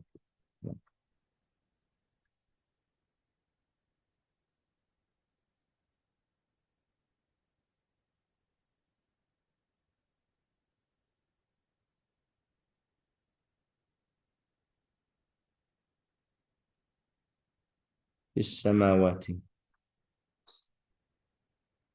2 says away from a guardian. Away from a guardian. I'm not a fan. The guardian? Huh? Oh, it says away from the guardian.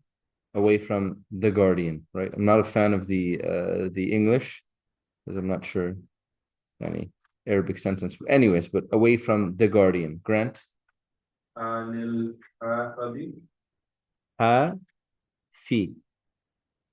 Again? You put a fatha on the fa. The fa should have a kasra. Okay. Anil hafidi. No.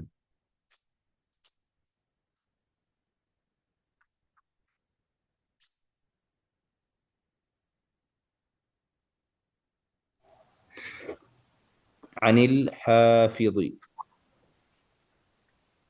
Number 3 says, what does number 3 say? On the mouth. On the mouth. Isa? There's no shadda on the meme. على الفم. نعم.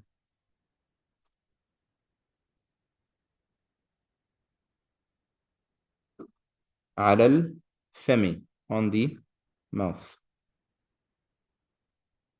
4 says, like the resurrection. طيب. كالقيامة.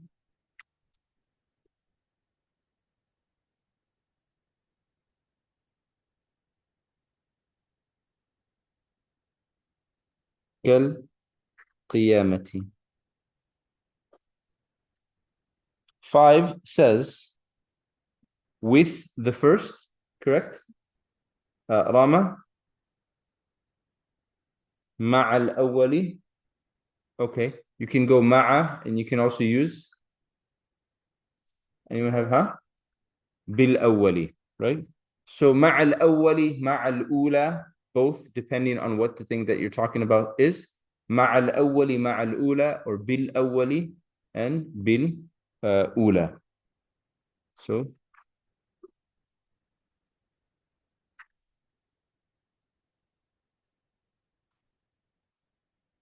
مع الأول.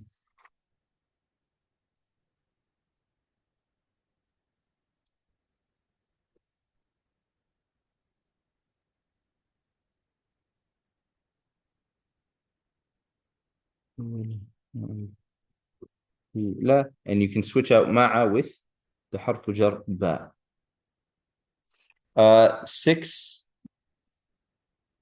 6, is it 2U? Yeah? Amira?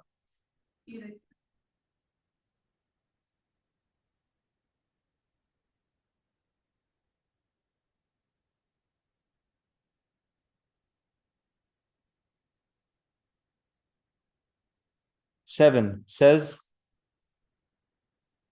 maybe blood. And then does it say plural next to blood? Yes.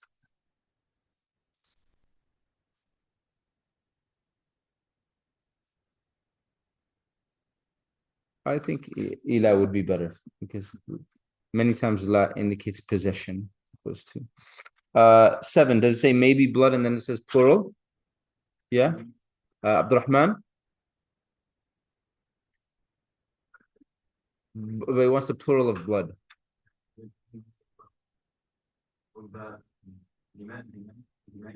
Good. رب دماء. Good.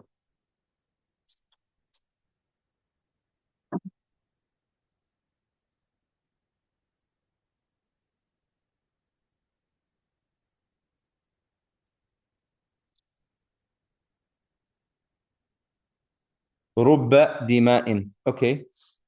The next one says what? For the 2 oaths? For the 2 oaths, yeah, Muhammad Mardini. Yeah.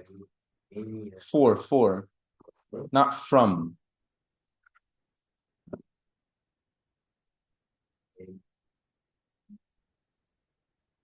DJ?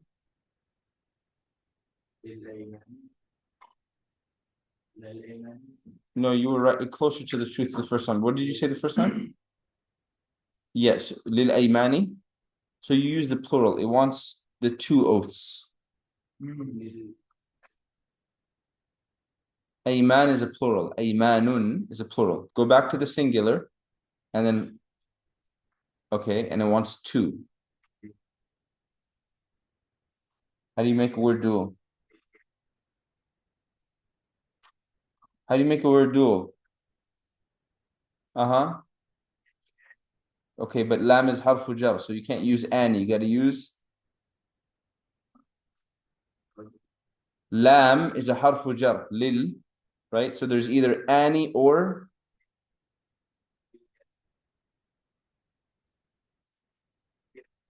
there we go. Lil yaminaini. Lil yaminaini.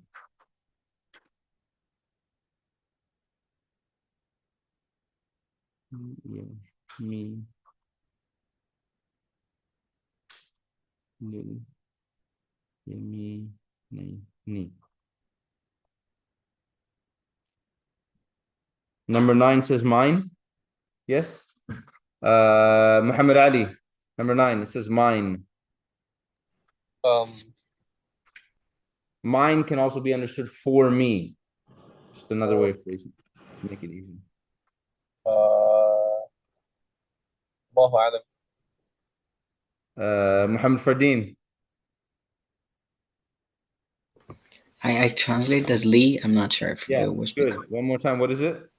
Lee. Lee, for me, mine. Mine. Right? Indicates possession.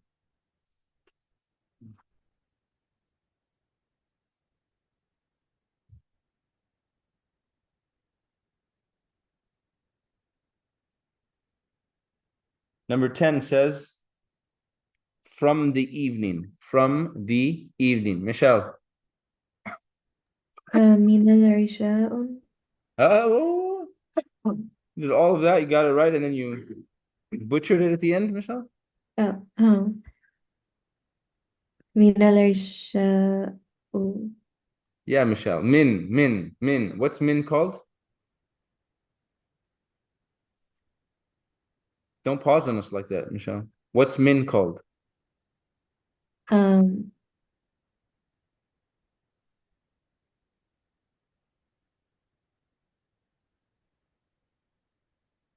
Michelle, you're kind of like letting everybody down right now because you're not responding to this. It's a harfu jar.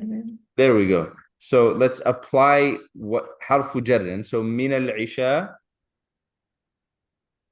Wait. Huh? من العشاء من حرف جر جر. من العشاء. There we go.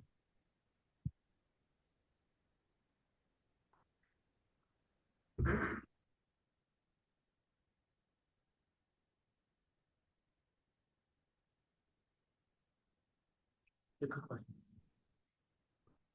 Yes. How do we know if it's minal or minin? Like, because it's mean, It's gonna go. because it's sometimes minil, right? I Minil? thought No. it's never gonna be with a kasra. Minil? Maybe you're talking about like Aiden, Anil. If it's going to be min and then there's no alif lam, so you just have to put a sukoon on it, min, right? But if it's connecting to alif lam after that, it's going Sorry, to I go mean min. if there's no alif now, if it's another letter. Yeah, then min stops. Min, sukoon on the noon.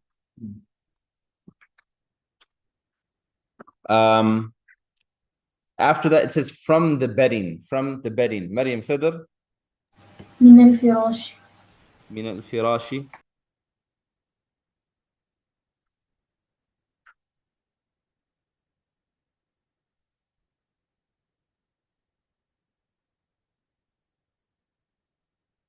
"12 says for a wolf. Malik. Hey, can you just give me 1 second? There's like a little bit of noise in the background. I'll come back to you. Abdul Kareem. For a wolf. للذئب لذئب Finish it. Finish it. للذئب لذئب. Malik, I was going to make a joke. Do you allow me to make a joke? Yeah, go ahead. You said, can you give me a second? There's noise in the background. I said, that's funny. You're usually the noise in the background. It's a joke. I don't mean it seriously, but I do at the same time. Li bin. Hey, I did it with his permission, okay? Abdurrahman, I'm glad you found that entertaining. Li bin, for a wolf. Malik, like a miraculous sign. Is it كآية؟ كآية؟ Yeah. كآية. كآية. Yes, طيب. Sorry, I mixed it up. So if it's an, then the noon is gonna have a kasra. Correct. If it's an and it's connecting to the alif lam, then it's going to be like anil hafidhi. Anil hafidhi.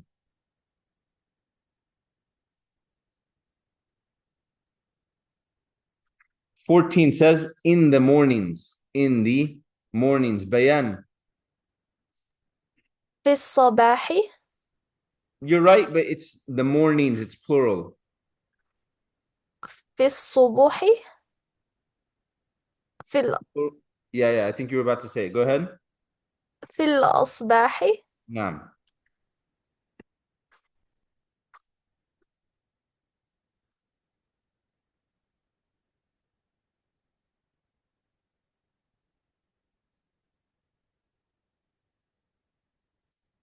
"15 says about the helpless one. For helpless one, it wanted you to use the word. Yeah. Wahidi. So Rama, the answer would be Anil Wahidi. طيب, this is what you were talking about, the kasra on the noon.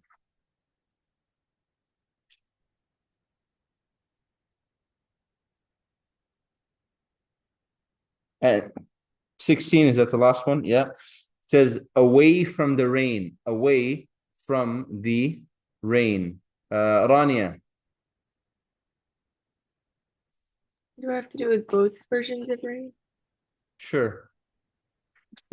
عن المطر عن الغيث. Good. عن المطر and عن الغيث. عن المطر and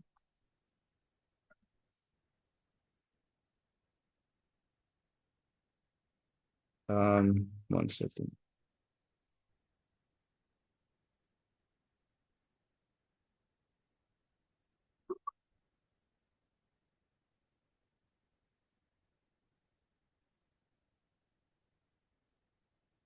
عن المطر من الغيث.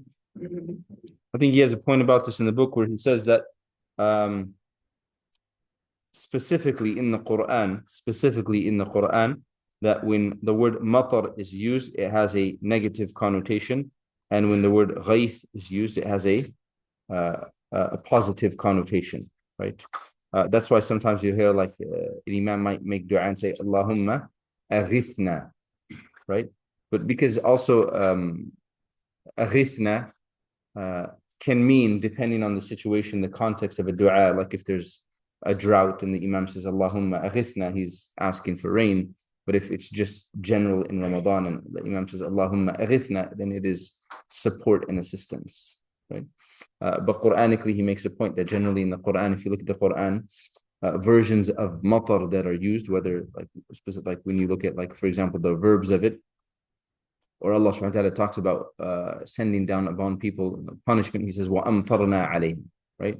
So it's matar has a negative connotation and ghayth has like a positive connotation, essentially being mercy from Allah subhanahu wa ta'ala, right? But that's kind of where that stops, because even if you look at the hadith of Prophet ﷺ, then Prophet ﷺ uses the word matar in a positive connotation. For example, when the companions received rain, Prophet ﷺ said mutirna, and what we're taught to say, or one of the things that we're taught to say is mutirna bi fadlillahi wa rahmati, that we were mutirna, we received matar, essentially we were given rain by the bounty of Allah and His mercy. Okay, we did that. Okay, now look at page 72. 72.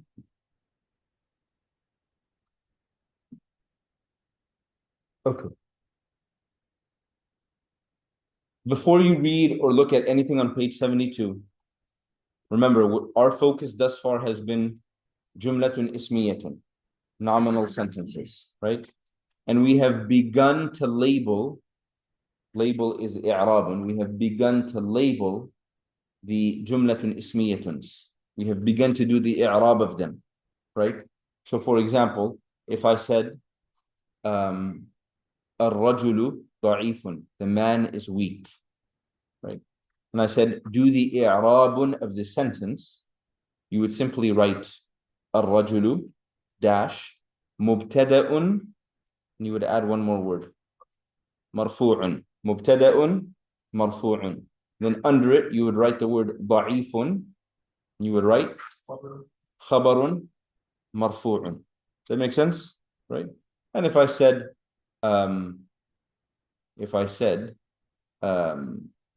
الولدان حكيمان, the two young boys are both wise, you would do the same thing, right? الولدان مبتدأ مرفوع حكيمان خبر مرفوع. Okay, so he's going to introduce a new concept and we'll go over it, but this new concept is called متعلق بالخبر. Everyone say متعلق بالخبر. Okay, متعلق means to be associated with or to connected with, associated with or connected with. So when you say متعلق بالخبر, you're talking about something that is associated to, related to, or connected to the khabar. Does that make sense? Okay. Now, in general, a jumla ismiya needs a what and a what? Mubtada'un and a khabar. Okay. And that was like at a very base level. Okay. Now what we're going to learn is that, and essentially that's still what you need. You need a mubtada'un and you need a khabar. Okay. But we're going to slightly change and alter terminologies and add. Okay. You still need a mubtada'un. You might have a khabarun, or you might have a muta'alliqun bil khabar. And you'll learn the difference in a second. Okay. You will always have a mubtada. And you will always have something that is either a khabarun or muta'alliqun bil khabar. Does that make sense? Yes? And sometimes you will have all three. You'll have the mubtada'un, you'll have the khabarun, and the muta'alliqun bil khabar. Do you understand that? Yes? Okay. Now, the term that we've just introduced is muta'alliqun bil khabar. Muta'alliqun bil khabar. A muta'alliqun bil khabar will generally be two different types of things.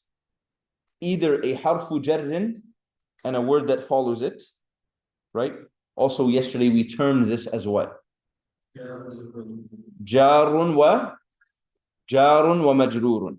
Your muta'alliqun bil khabar will many times be a jarun and a majrurun, which is the harfu jar and the noun that is in the state of jar that follows it, right? Or sometimes it will be something that we haven't taken yet, special mudafs. Someone asked about ma'a yesterday. Ma'a. I said ma'a is not a harfu jar, right? It rather acts as a special mudaf, meaning if it acts as a special mudaf, the word that comes after it's going to be the mudafun ilay, right? But your muta'alliq bil khabar will generally be one of those two things. It will either be a jarun and a majrurun, or like one of those special words with mudafun ilay after it. Is that clear? Okay. Do you remember that when we introduced jumla ismiyah, we spoke about the mubtada, and we said the mubtada is going to be in a normal sentence. The mubtada is going to be ma'rifatun, right? We're going to take situations where it's nakira right now.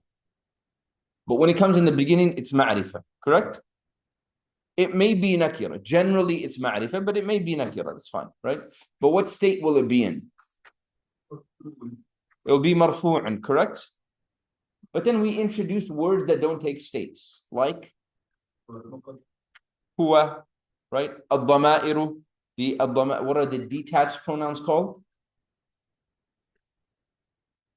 Ad-dama'iru al-munfasilatu. That'd be a great test question on Thursday. Ad-dama'iru al-munfasilatu.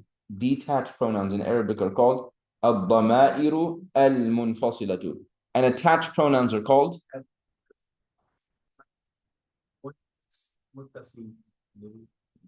muttasilatu. Ad-dama'iru al-muttasilatu. Ad-dama'iru al-muttasilatu. I saw that. I saw that, Amir. When you messed up, like guys always come through, don't they? I saw that look, Amir. I don't even know if you thought it, but I read it. I did I read it? She's like, this dude getting it wrong again. You read it, but I felt the race. No, that was well deserved. He deserved that. He deserved that. It was coming. It's just that I picked up on it, so it was enjoyable. You put yourself on blast now. Any mistake you make is automatically magnified. Attached pronouns. Clear? By the way, what is the connection between الضمائر المنفصلة and الضمائر المتصلة? What type of He's on a roll right now. What is it? صفة وموصوف. الضمائر المنفصلة الضمائر المتصلة صفة وموصوف. صفة وموصوف. Right? Going back. So the mubtada, if it's a mabniyun word, like one of the detached pronouns, or an ismul ishara, is the word itself going to be marfu'un? Is the word itself going to be marfu'un? No, but rather the position, the placement is rather what is the placement of raf'un. Do you understand that? Okay. Then when we spoke about the khabar, we said generally as a rule the khabar is nakiratun, right?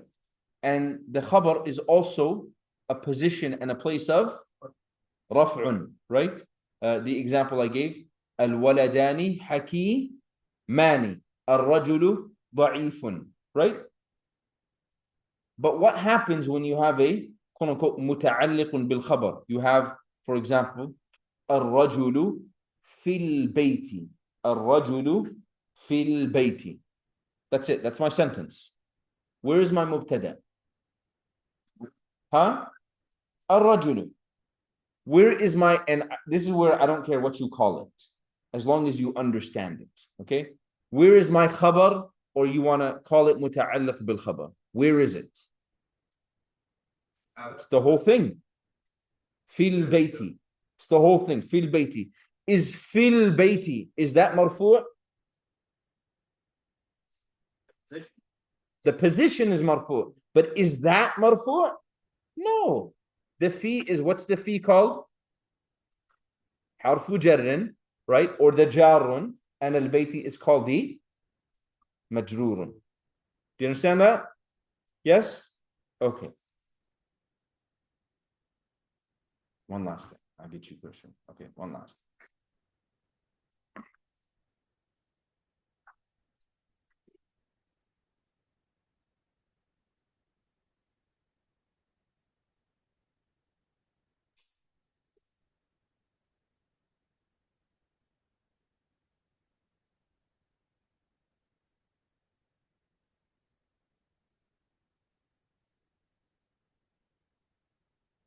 الرجل في البيت, right? We label this, right? So just let's do this. Let's do this. So let's fully label this guy. So we're going to call him insha. One more word.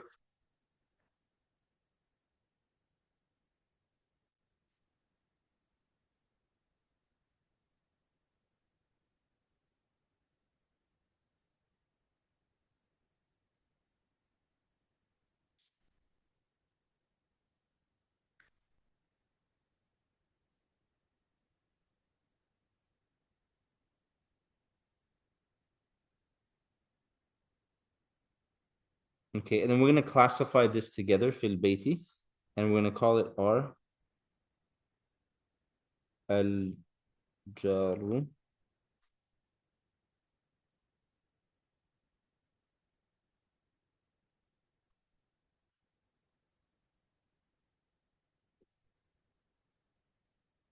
We're going to call fil bayti al jar wal majrur.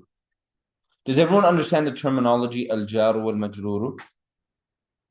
If you don't, speak now. No? Okay. So you know how when we touched upon verbal sentences, right? You have a verb and then someone has to do the verb, correct? You have the doer of the verb. And then in sentences, you have the one that the verb is done onto. What is the one that the verb is done onto called? The maf'ulun bihi. Clear?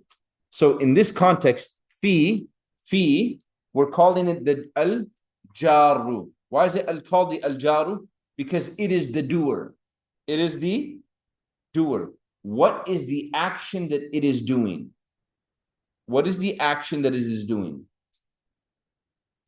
Explain a little more. Talk. Huh? Good. The action that al-jaru is doing is that it is putting the next word into the state of jar. Therefore, the next term gets labeled the majroor upon the same pattern of maf'ul, majroor. Got it? Therefore, it's called al-jaru wal majroor. So this is that, and then we're going to call this guy. What do we call this guy? Huh? Yeah, whether you want to call it khabarun or muta'alliqun bil khabar, right? It's all good. You call it khabarun. You call it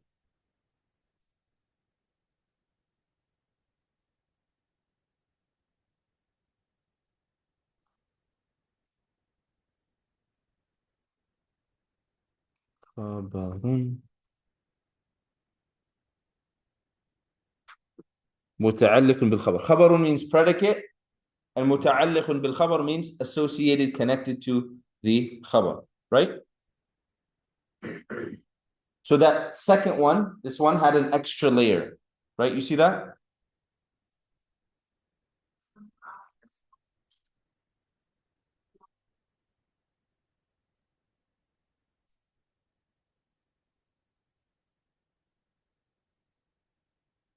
You can do it together. You can do it together, right?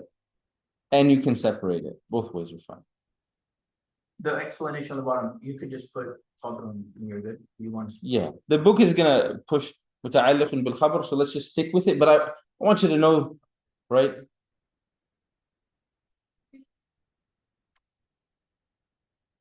Yes. Yes, the entire thing. Yes, I see. Correct. the huruf al-jar by themselves, they are considered mabni. They don't change, right? They're harf. They can't take a state. Does that make sense? The huruf al-jar are mabniyun. Some of you on, was it quiz 2? When I said put 3 mabniyun words, some of you put the huruf al-jar. And I was like going back and forth. I'm like, technically you're right, but I did say words and harfun or particles and anyways. So the entire Muta'alliq already is in a position of reference, but the individual words are not. Correct. So the individual words like fi, right? Fi is by itself, it's mabniyun, right? Al-bayti is majrurun. So individually, they're doing their own thing. But collectively, when they come together, we look at what role is it playing in the sentence. And the role that it's playing in the sentence is that of the khabar or the muta'alliqun bil khabar, and that is a place of raf'un or marfu'un. Good? Okay. This sentence says, the man is in the house, correct? The man is in the house. Okay. I want to now change this sentence into, there is a man in the house. There is a man in the house. No longer the man is in the house, but rather there is a man. There is a man in the house. Grant, do you know how to change it?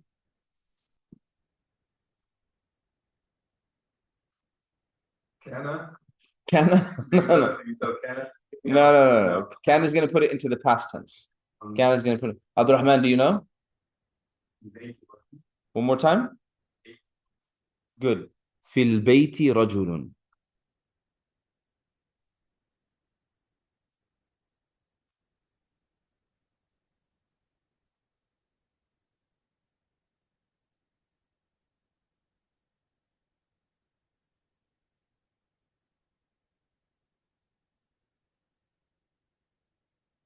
You see what he did? Right? Because we're talking about a man, right? So he made the word man nakira, and then he pushed man to the end of the sentence.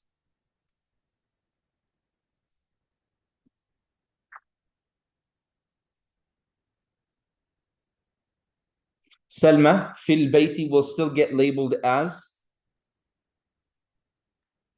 before that. Yeah. So we can keep it technically. We can keep it nakira. So once again, we're gonna label it jarun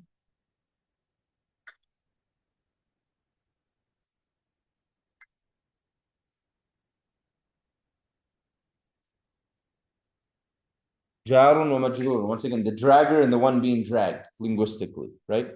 Or the one that puts into the state of jar and the one that was put into a state of jar. Would it make a difference if you made that last statement nakira or arifa? Because which last statement? Al-jaru or jarun. No. Technically, when you do the i'rab, you go jarun wa majrurun without the alif lam. I know previously I put al-jaru wal majrur, which is fine, but generally when you do i'rab, you make it nakira. So the heard like yeah, definitely start. So is that why you correct? Public first. Correct. So when your mubtada'un is nakira, right? And your khabarun is a muta'alliq bil khabar, right? You're gonna switch the order. You can't. I know you're gonna ask it, and you can't. There's no way to phrase the sentence then. Because let's say your question is essentially, what if your khabar is not a muta'alliq bil khabar, right? So let's say rajulun hakimun, right? Rajulun hakim. You no longer have a sentence. You'll just have a sifatun wa mawsufun, a wise man, rajulun hakim. Okay, jarun majrurun. This guy, what did we label this guy originally as? Just say the first word, huh? Okay.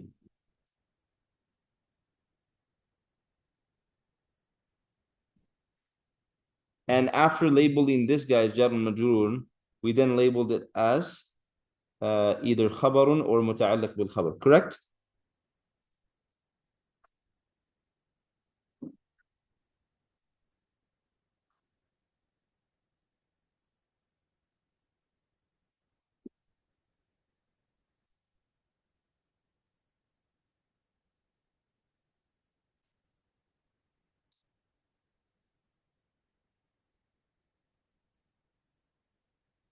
Okay.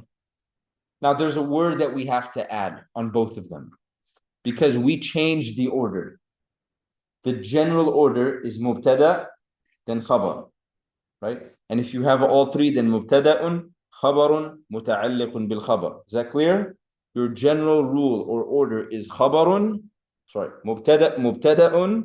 khabarun, and then muta'alliqun bil khabar. In that order. Is that clear? We changed the order, correct? So we're going to add words, and these words are just indicating that we changed the order, right? So you're going to call this first part khabarun or muta'alliq bil khabar, whichever one you choose. You're going to add a word. Anyone know what we're adding?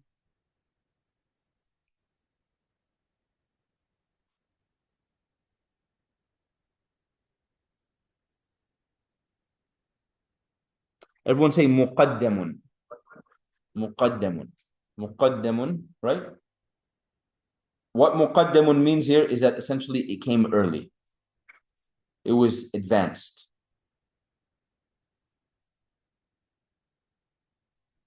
Everyone say muqaddamun.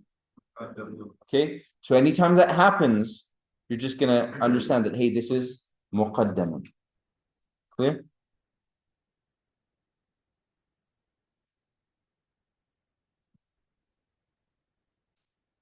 And if something came early, that means something came late or later. Clear? So, Sa'ad, mubtada'un,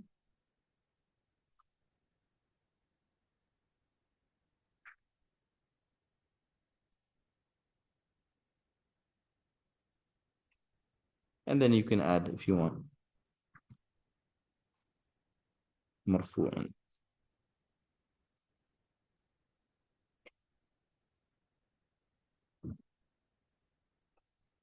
Let's say delayed if you want for mu'akhkharun. And for muqaddamun, I'm going to say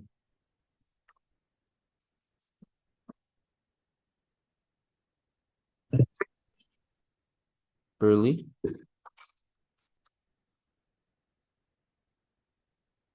Muqaddamun and mu'akhkharun. Another place where you might hear these two terms is when it comes to like a nikah contract, and there's the mahr, the gift that is given to the bride, right? Sometimes there is the mahr is divided into that which is known as muqaddamun and mu'akhkharun. Muqaddamun is that which is given immediately, right? And mu'akhkharun is that which is delayed. We just talked about that in Hadith. In Hadith? You did? Some guys, they have to decide if they're going to make their monthly payment on their mahr or if they can pay their mortgage. What do you call it? Payment plan.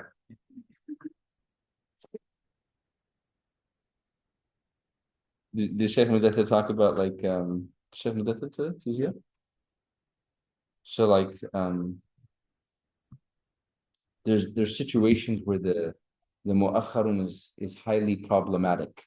Not the concept of mu'akhkharun, but the way mu'akhkharun is practiced. I don't think, I'm not trying to hate on certain cultures. I don't think subcontinent people have this practice. They have other horrible practices. But Arabs, some and a lot of cultures, the way the mu'akhkharun is practiced, it's essentially used as a type of hostage, ransom, yeah, right. Like it's like the let's say they'll say the muqaddamun what's given is like 5,000, 10,000, right? And the mu'akhkharun is like 150,000. Okay, but the idea behind that is that, hey, the mu'akharun, it's not ever going to actually be paid. But it's just like, hey, if you ever think about divorce, then you got a debt that's due. And that's the way it's used, unfortunately, in a lot of cultures. Like it's like this made this really high amount, which there's many times no intention for any of this to be paid. And that is known from both sides. But it's just like, if you decide to, then you got to pay up. Like a feminism book. What? Huh? Which is very different. Because then what happens, sure, but I wouldn't equate the two. But then, you know, what happens, obviously, in situations, you have like situations where, you know, it's very, let's just say it's clear that this couple should no longer be together or whatever, right? But the husband doesn't want to divorce the wife because if he does, then there's 150,000 or 100, something ridiculous that's due. It's very common, unfortunately. Yeah, if he divorces her, because the mahar is a gift, as soon as the nikah happens, right? The mahar is a debt. The mahar is a debt, and even if the husband dies, the mahar is a debt that's due upon him. It's due upon him that he owes, right? Even if he's like, hey, I'll pay it. Even if it wasn't like, if it was something reasonable, but he was like, yeah, I'll pay it, and she was fine, right? When he dies, before the inheritance is distributed, the mahar is taken. The mahar is taken because it's a debt on him, right? But this division of muqaddam and mu'akharun, which is fine, but it's just the way sometimes in certain cultures that mu'akharun is practiced. It's set as this ridiculous amount with no intention to pay it. And it's just like, hey, this is going to loom over your head if that thought ever crosses your mind. So then what happens is, like, let's say people want to get separated, or a guy wants out of the marriage, whatever the reason is, nah, not that amount, right? So then it creates issues. But the issue was, so the male won't want to divorce her because he'll be in debt that much money for the same, right? Exactly. Right. Yeah. I thought at first you were saying for some reason she's gonna have to pay. No. He would owe it, right? But that's so sorry. That's just another usage of, because the words muqaddamun mu'akharun can have multiple meanings. Mu'akharun usually means that which is delayed. Muqaddamun can mean advanced, something to come early. Muqaddamun can also mean something that's like offered, right? Linguistically, something that's offered, right? But in this context, muqaddamun simply means early. Going back, stepping, mashallah, everyone wakes up, we talk about how engaged you guys have been since yesterday. Okay. Mu'akharun and muqaddamun, right? Does that make sense? Yes, we've relabeled them and we've just added two new terms. Okay, so now, sorry. One more thing. Okay.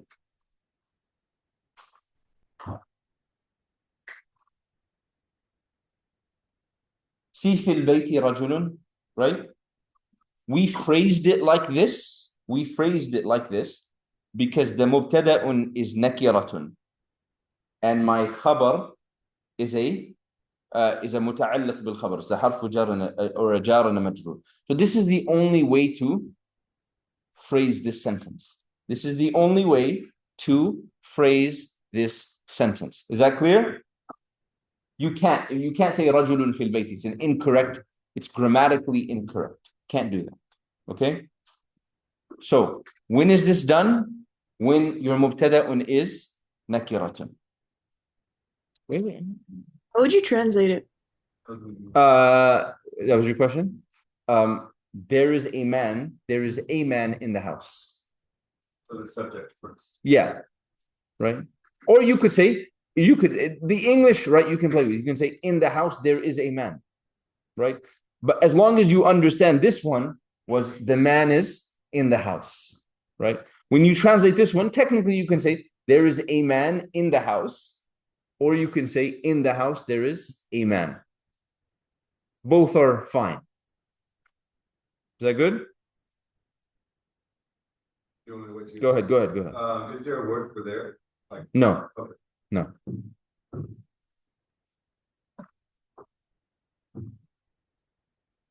Not in these types of sentences. In jumlatun fi'liyatun, there is. Especially when you're asking, actually, even when you're asking, when you're telling there is, we say yujadu. Huh? Over, hunak is technically like, it gets used as that. It gets used as that. In reality, hunak is over there, right? But hunak gets used as there is, right? But a lot of times, and most of the times, there is not like, you will not find it. Okay, one last one.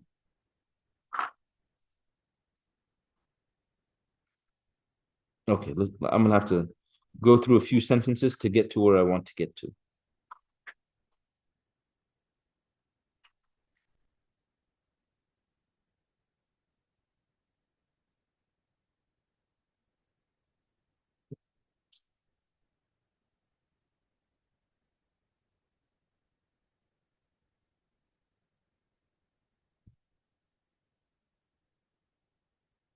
Amir, I'll read it. الرزق في السماء. What does it mean?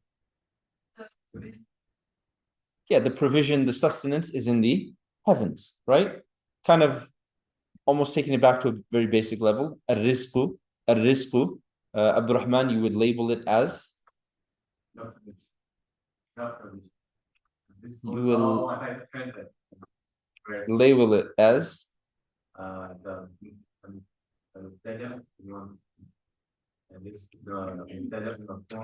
Good. مبتدأ مرفوع. مبتدأ مرفوع. And طيب في السماء, we can just classify it as? Can't make one nakira, the other ma'rifa, just like. You said jarun wal majrur, like you made one nakira, the other ma'rifa. Oh, I was just writing down what I wrote. Jarun majrur. Jarun wa majrurun. Jarun wa majrurun. Jarun wa majrurun. I feel like there's a lot of pressure now when he answers. I'm feeling it. Jarun majrurun. Good. And then fi sama'i is your khabarun muta'alliq bil khabar. Good. Straightforward. Yes. Okay. Salma. I want to keep this sentence, but I don't want to say the provision. Okay. I want to say your provision is in the heavens. Like all of you, your provision is in the heavens. Say it again, say it again. Why'd you go rizqakum? You change the vowel sign on the qaf.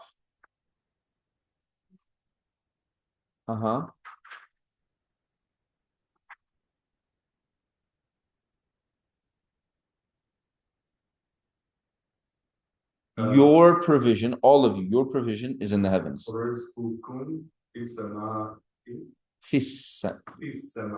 Good. I think that's what you were trying to get at.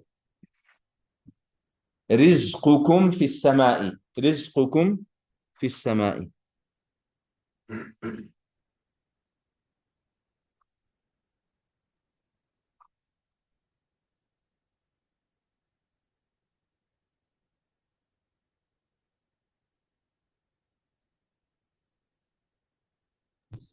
Sheikh, could we say في السماء رزقكم?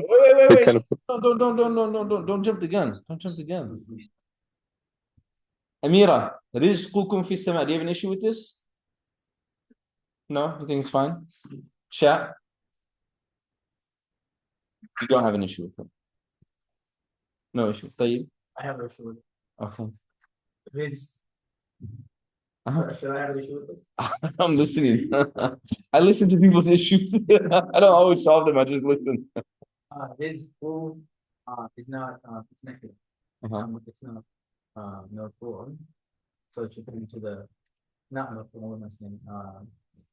Maybe we should go there, just like the previous. Should go to the end because it's negative. Good. And what does kum mean?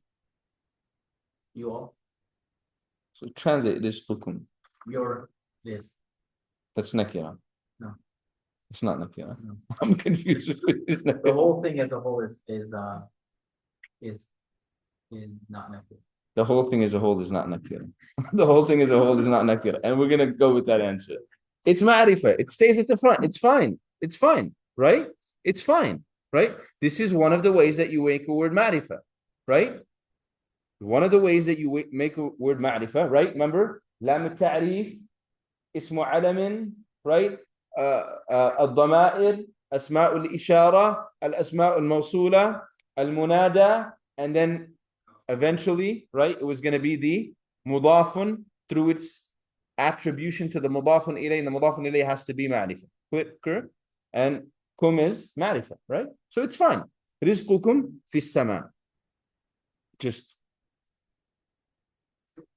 Hey, come on, man, you're making this. I didn't want to say it, Grant.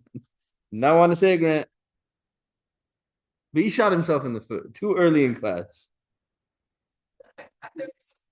You made this whole battle. No, he made the whole battle. I didn't. No. No, I mean, don't drag me in the middle. He extended the offer, you accepted. Yeah, you clearly accepted, by the way. Do not. You clearly spoke.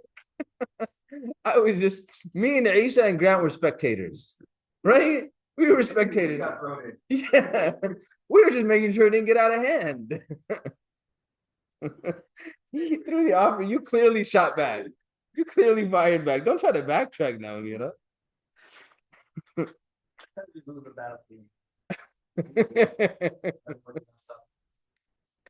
Okay, rizqu. So what are we going to label rizqu as? Huh? Yeah, mubtada'un marfu'.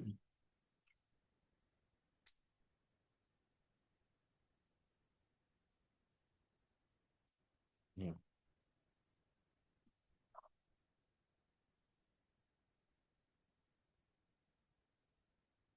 Mubtada'un marfu'un. Right, we're good there.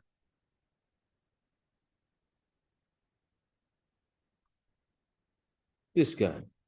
This little guy right here. Kum. Kum.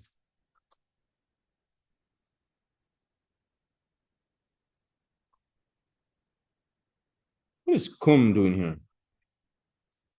What is kum doing here, Muhammad?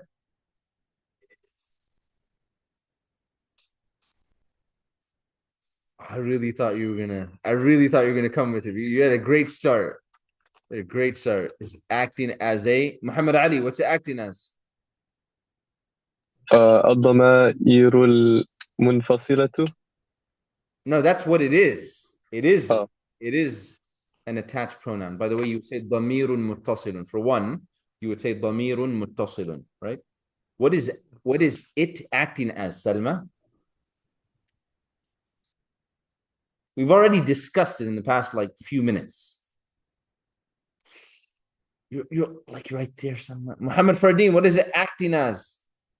What role is it playing? There we go. What role is it playing, Muhammad Fardeen? The fa'ilun? No. This is a jumla ismiya. Oh, jumla ismiya, okay. Michelle. No. Abdurrahman.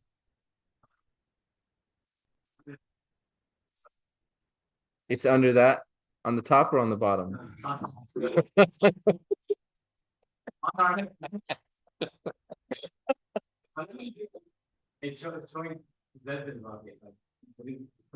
In chat. No, just don't. Give me the answer. That's all I needed.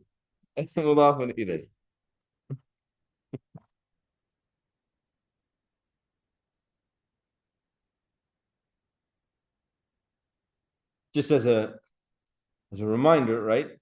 When attached pronouns, listen, when attached pronouns attached to nouns, you automatically have a idafa construction. You automatically have a idafa construction. Anytime, there is no other option.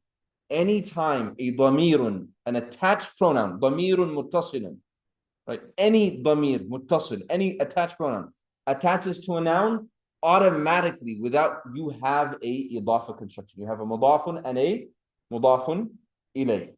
Clear? Remember, what was it? Before of, after of. Over here, you would say provision of yours. Provision of yours. Now, normally speaking, we just say your provision. Clear? Okay. So that's your mudafun ilayh, right? What's fis sama'i? Fis sama'i, DJ. What is fis sama'i called?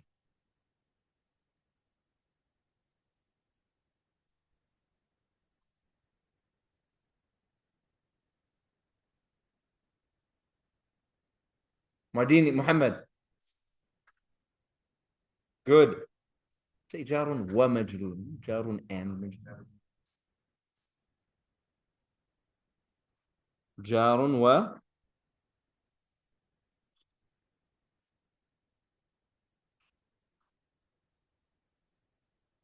jarun wa majrurun. Jarun and majrurun. And then my jarun majrurun give me my grant khabarun or muta'alliqun bil khabar, right? Yeah, go for it. Is the muta'alliqu bil khabari the both or just the Both. The entire thing. fi and Yeah. So that's why this entire thing we can either call it khabar or we can call it muta'alliq bil khabar. prepositional phrase that's in Prepositional phrase generally gets used for what they call shibhul jumla, right? Which is another term that is also used. so not the same. No, not technically. You say that it's possible. And the regular. Yeah. Like the example, I think it's on the bottom of the page. For example, just right, it says al-waladu ghafilun an al-tariqi. You say that at the bottom of the page? Yeah. Just put it up for me, remember? Yeah, I just remember doing this. Then this book, right? Yeah, right there, right? Al-waladu ghafilun an al-tariqi. Right?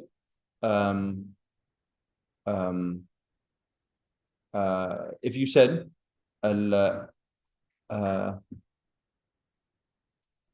الطالب عالم بعلوم القرآن, right? So you just add in information essentially when that happens, right?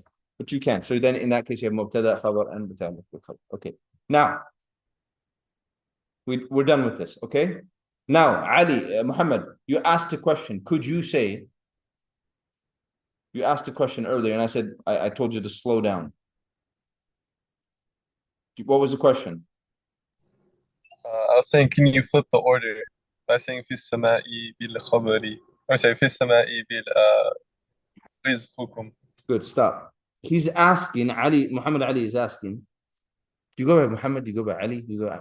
You know what I love about your name? And I mentioned the positive name. I always envied people to have like 3 first names. Like any one of their names would be a good first name. That's what I mean. Like we call Muhammad, Ali, or Ahmed. Like it's a win-win-win situation every single time. What do you go by? I go by Ali. You go by Ali? Okay. Go by Ali, okay.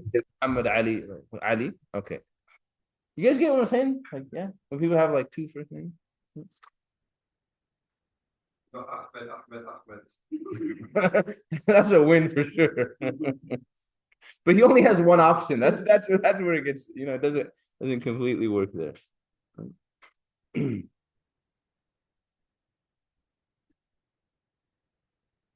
I tell you guys the story of naming my son? No? So I was fine with whatever, but when Allah blessed us with a son, I always wanted Abdullah as a name, right?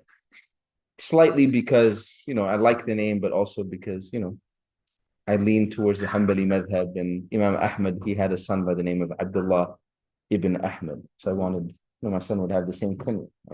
Problem is my wife wasn't on board. Like she was like, nah, I'm not feeling it, right? She dubbed Amira? Huh?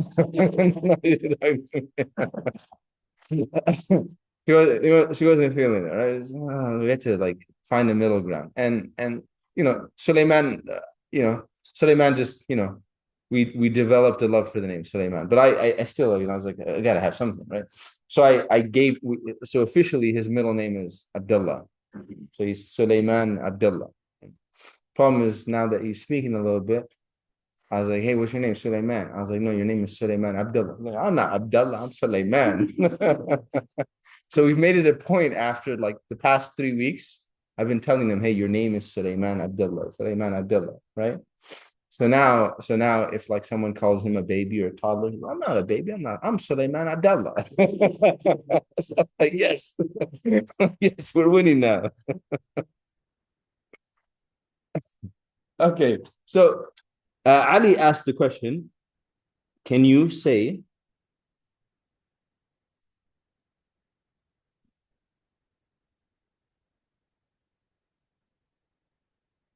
Sama'i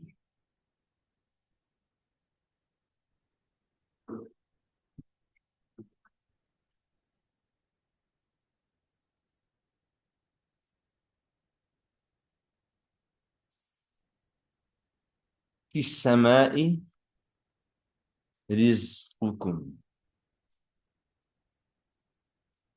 في في السماء رزقكم. This was Ali's question. Can you say في السماء رزقكم? Salma, I just need a vote on this. Yes or no? Yes. Amira, you can. Tayyib, you can. Grant, you good. DJ? Yes. Yeah, you can say وفي السماء. And Allah says, وفي السماء رزقكم. Allah says, وفي السماء رزقكم. But why say وفي السماء رزقكم when this is not a situation where you have to do it? You can say رزقكم في السماء. Does that make sense? Why say, you can say رزقكم في السماء. Remember earlier here, where was it? في البيت رجل. We said you cannot say رجل في البيت. You can't. You have to say في البيت رجل. But here, Allah says in Surah Al-Dhariyat, وَفِي السَّمَاءِ رِزْقُكُمْ. Why would Allah say وَفِي السَّمَاءِ رِزْقُكُمْ when you can generally say رِزْقُكُمْ فِي السَّمَاء, and that is your normal order? Does the question make sense? Yes? Let me redeem myself. Okay, I'm worried. Yeah, go ahead. Because you put the thing that has more emphasis at the beginning of the sentence, and Allah subhanahu wa ta'ala is really emphasizing where it's coming from. You're good. You're good. I just need a little more emphasis. Yeah. So why you do it sometimes, why you may break the normal order sometimes, is to emphasize something and to show exclusivity. To show exclusivity. So Allah is saying, وَفِي السَّمَاءِ رِزْقُكُمْ. The only, not this is not the translation, but and this is what gets missed in the translation. When you need a translation of the Quran, it's going to say, your provisions is in the sky, or something along the, what gets missed is that little nuance right there. That the only place that your provision is in the skies. And how did that come? Simply by just flipping the order. Flipping the order, it brings about a level of exclusivity. Here, what was it? Fil bayti rajulun, the order had to be flipped. That's the only way to phrase the sentence. Can't do it any other way. Here, does the order have to be flipped? Does the order have to be flipped? No. No. You can say rizqukum fis sama. But when Allah flips it and says wa fis sama rizqukum, Allah wants you to understand that the only place your provision is coming from is from the heavens. Take a what is it, 11:54? Take like a 7-8 minute break. Let's go 12:02, and then we got like 20 some minutes, inshallah.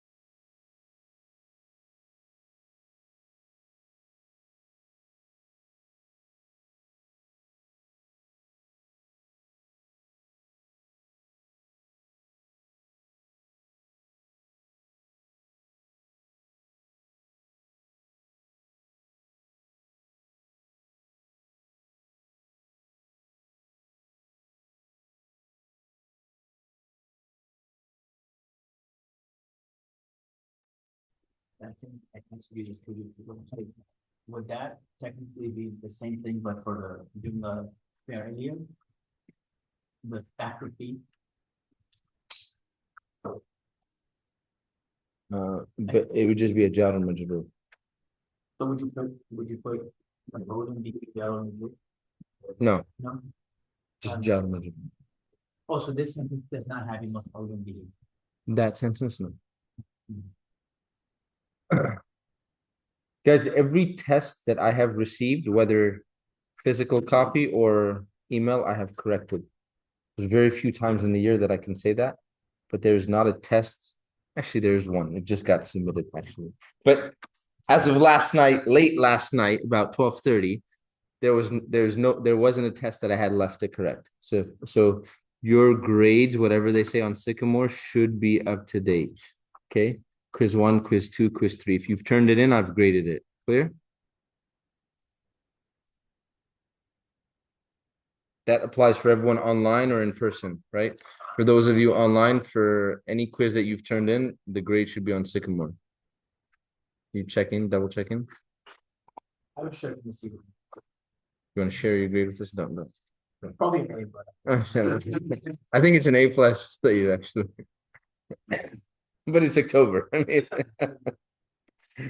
okay.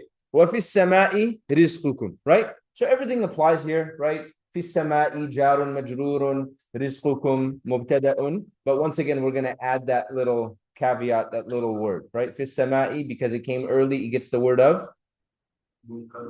مُقَدَّمٌ. And because rizqu came late, it's going to get that label of مُؤَخَّرٌ. Came early and came late, yeah. Yeah. Which sentence? Yeah. So how come, because now that it's in the beginning, the Beiti doesn't just become the new Muslim? Because is it because you're still talking about? Because a jar and majroor can never ever be the mubtada. A jar and a majroor, right, can never ever be the mubtada. By the presence of a jar, it eliminates itself from being the mubtada. So a jar and majroor will never ever be the mubtada. If you see at the beginning something starts with the harfu jar, immediately know that is not the mubtada. And if it starts with the harfu jar, then automatically after it is going to come the majroor. So you can eliminate those two words of any possibility of being the mubtada. Okay. Okay. Now let's look back at the text. Okay. So. About if you go back to your example. Which one? Versus what we were working on before, right? So in this instance, kun is ma'rifatun, right? Yes, ma'rifatun, because it's a damirun. And that makes rizq. Ma'rifa. Now there is instances where the mudaf alayhi can be nakiratun, right? Correct. Now if you wanted to make the mubtada'un, mudafun ilayhi, and nakiratun, you can do that, right? But then it would have to go at the end, or could it then go at the beginning too? No, it would go at the end. Okay. So if I was saying teacher's pen, it would go at the end. Correct. It's under the desk. Okay. Yeah.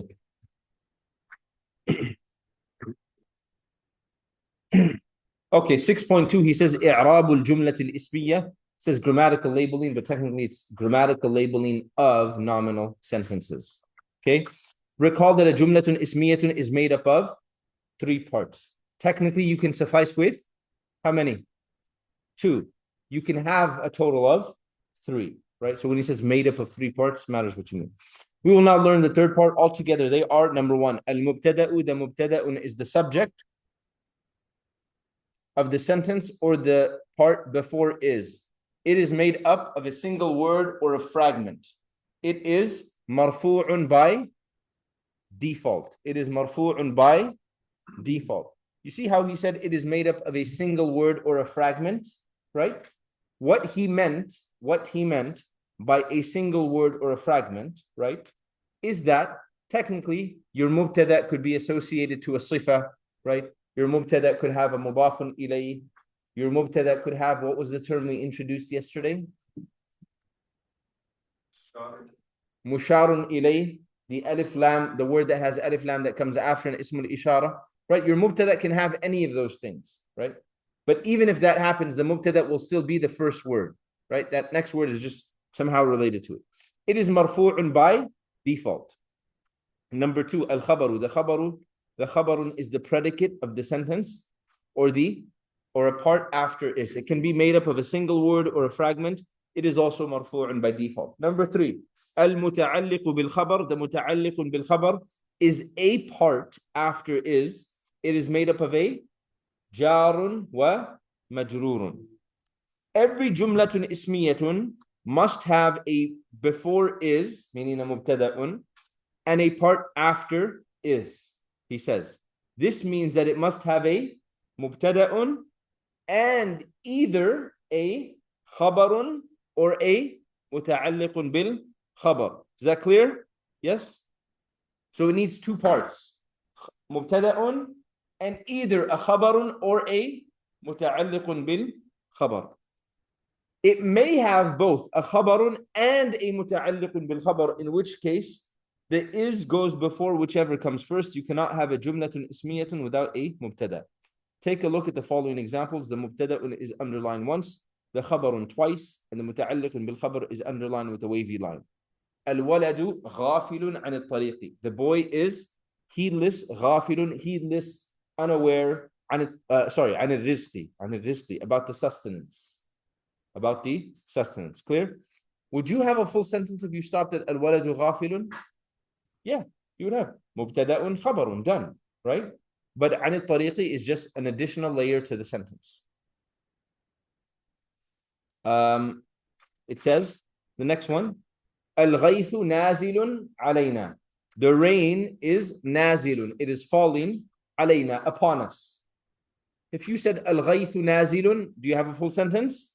Yes, the rain is falling. It's coming down, right? You have mubtada'un khabarun. Alayna is simply your muta'alliqun bil khabar. What if going back to that first sentence, we said al-waladu ghafilun is a complete sentence, correct? But what if you said al-waladu an al-rizqi? No, it has no meaning. Just you put words together, it doesn't mean you didn't come with any meaning, right? And the same goes with al-ghaythu alayna. The rain upon us, that like nothing, right? You didn't get a meaning, right? Okay. Then 6.3. Abnormal sentence structure. Abnormal sentence structure, right? The standard order for a typical jumlatun ismiyatun is the mubtada'un, followed by the khabarun, followed by the muta'alliqun bil khabar. That's if you have all three parts. If you don't, then it's just going to be mubtada'un and then khabarun, or mubtada'un and then muta'alliqun bil khabar. Okay? It is possible for this order to be shifted for rhetorical purposes. Shifting the order can produce several different meanings. The meaning produced by the shift in order is determined by the type of shift and the context. In terms of labeling, when something appears before it is expected, it is labeled as muqaddamun, highlighted, underline it, which means brought forward. When something appears after it is expected, it is labeled as mu'akhkharun, underline it, highlight it, which means delayed. If there is something that is muqaddamun in a sentence, there will necessarily be something that is mu'akhkharun. There are two common abnormal patterns. They are, number one, al-muta'alliqu bil-khabar, followed by the al-mubtada. Is that clear? That's our example. Fi samai rizqukum. Okay. Number two is only applicable when you have all three parts. Number three is only applicable when you have all three parts. He says al-mubtada'u, al-muta'alliqu bil-khabari, and al-khabaru. Clear? Let me give you an example of number two, although he will give you.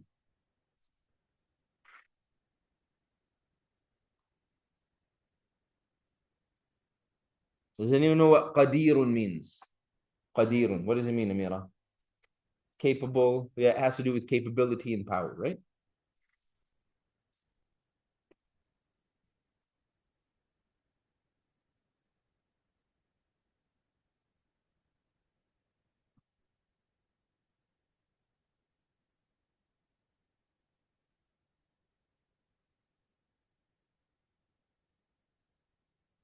Read Rama.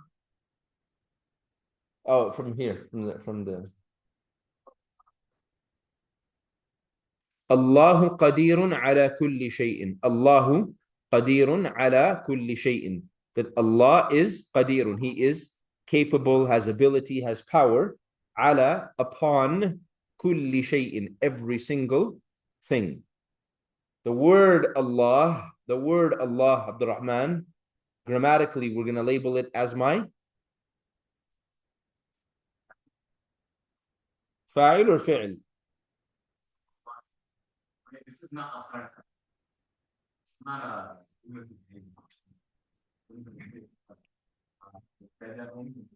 good. مبتدأ مرفوع. مبتدأ مرفوع. Good.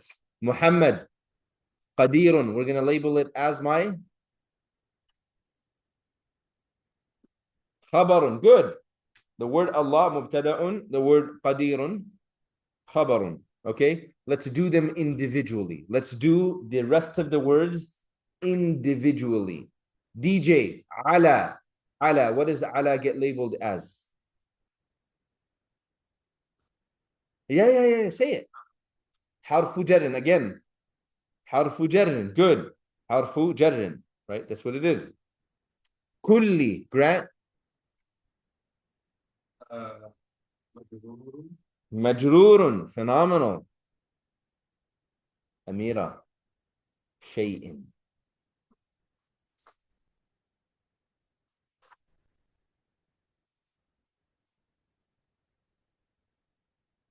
Say it again. Good. She said it's the mudafun ilayh. It is the mudafun ilayh. The word kul, many times it's used as a mudafun. The word kul, many times it's used as a mudafun. Okay? So shay'in is your mudafun ilayh. Another way you know that is kulli was not kullin. Was not kullin. What prevented it from taking tanween was that it was going to have a mudafun ilayh. If you remember when we spoke about the mudafun, we said that it can be in any state, and we also said it doesn't take alif lam or it doesn't take tanween, right? Clear. Good. So she said mudafun. And that entire thing, ala kulli shay'in, we're just going to call that entire thing our say it.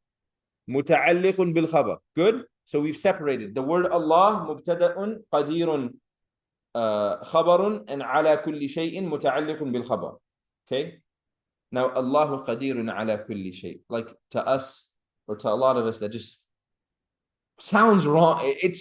Although it's a correct sentence, it makes sense, it sounds wrong. Because so many times we have read in the Quran, right?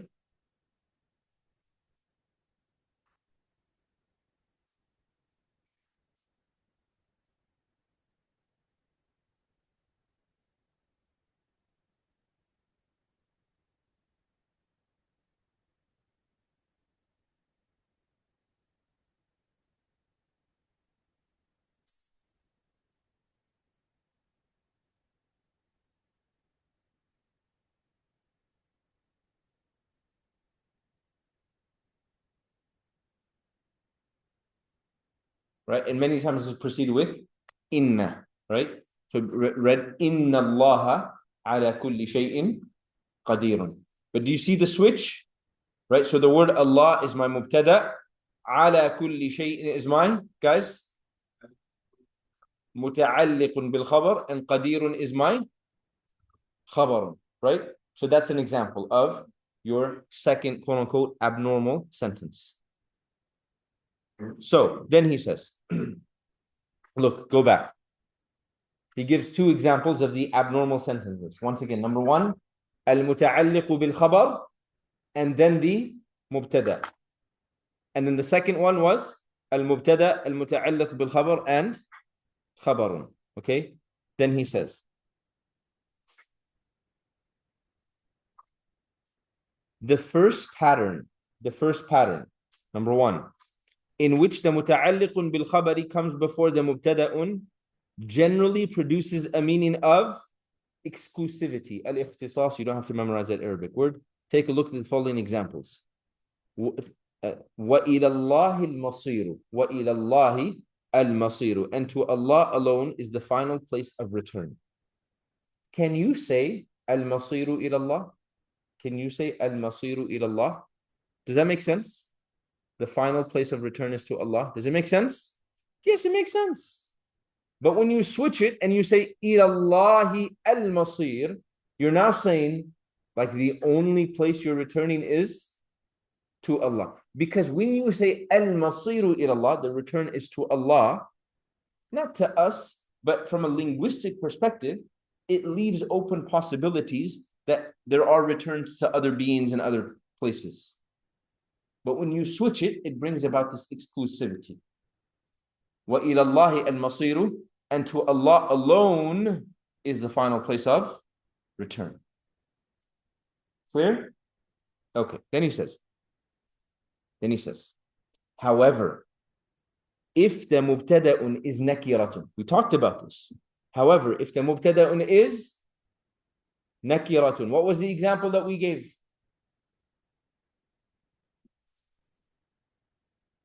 The mubtada'un is nakiratun. Yeah, we said you. Fil bayti rajulun. He said, if the mubtada'un is nakiratun, it must be made what? Mu'akharun. It has to be delayed. When the mubtada'un is common, indefinite, nakiratun, there is no rhetorical implication in the muta'alliqun bil khabar being brought forward. This is because it is the only way to structure the sentence, right? He says, for example, Allah says, في قلوبهم مرض, في قلوبهم مرض, that there is a sickness in their hearts. Can you say, Amira, مرض في قلوبهم? No, you cannot. It'd be incorrect. If you said مرض في قلوبهم, it would be incorrect. Why? Because your mubtada is nakira. When your mubtada is nakira, you're forced to push it back. So therefore, Allah says, في قلوبهم مرض. There is no other like exclusivity or rhetorical implication here. It's simply the only way to phrase this. In their hearts is a sickness, right? How could we solve that? Like obviously we're not changing the Quran, but if Allah said, for example, right, al-maradu fi qulubihim, the sickness is in their hearts. We've solved it. But if it's a sickness, then we have to switch it. Fi qulubihim maradun. Okay? You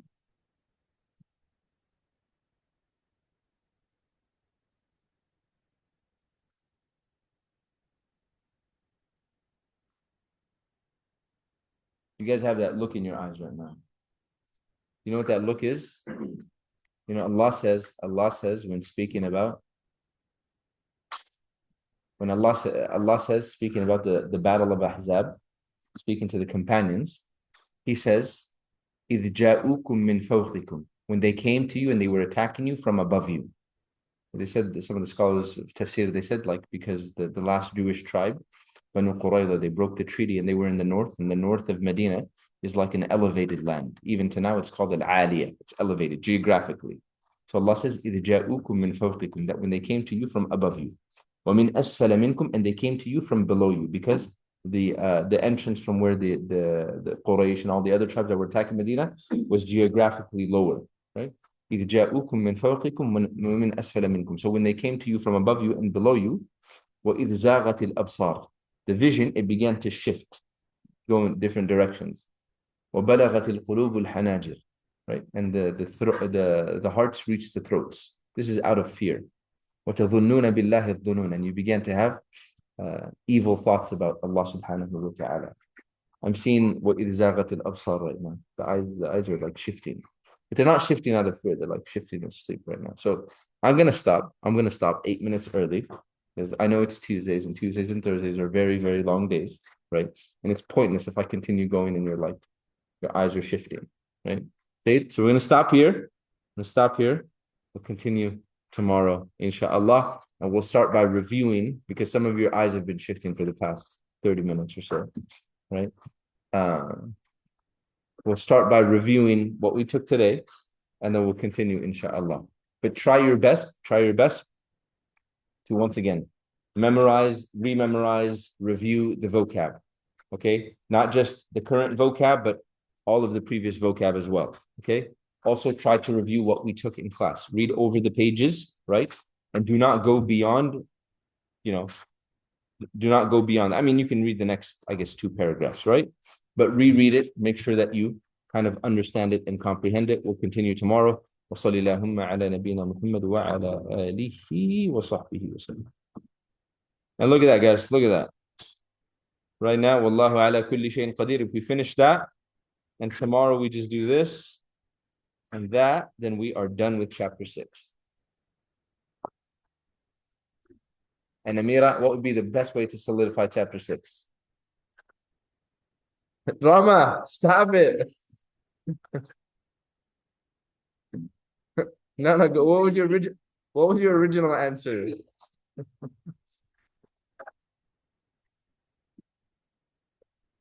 You were gonna say it, weren't you?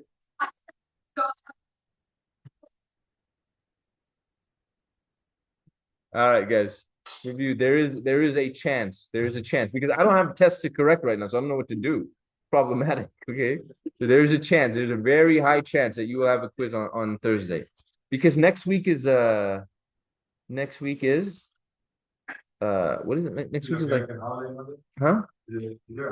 I think you're right, but I think we have class. Do we have class? No, it's one of those, but we have class on that one. We have class on Monday? Let me just double. No, I'm pretty sure we do. Yeah, no, we do. They call it Indigenous Day. No. Oh, You get almost as big. yeah, I'm with you. You said you don't cancel anybody.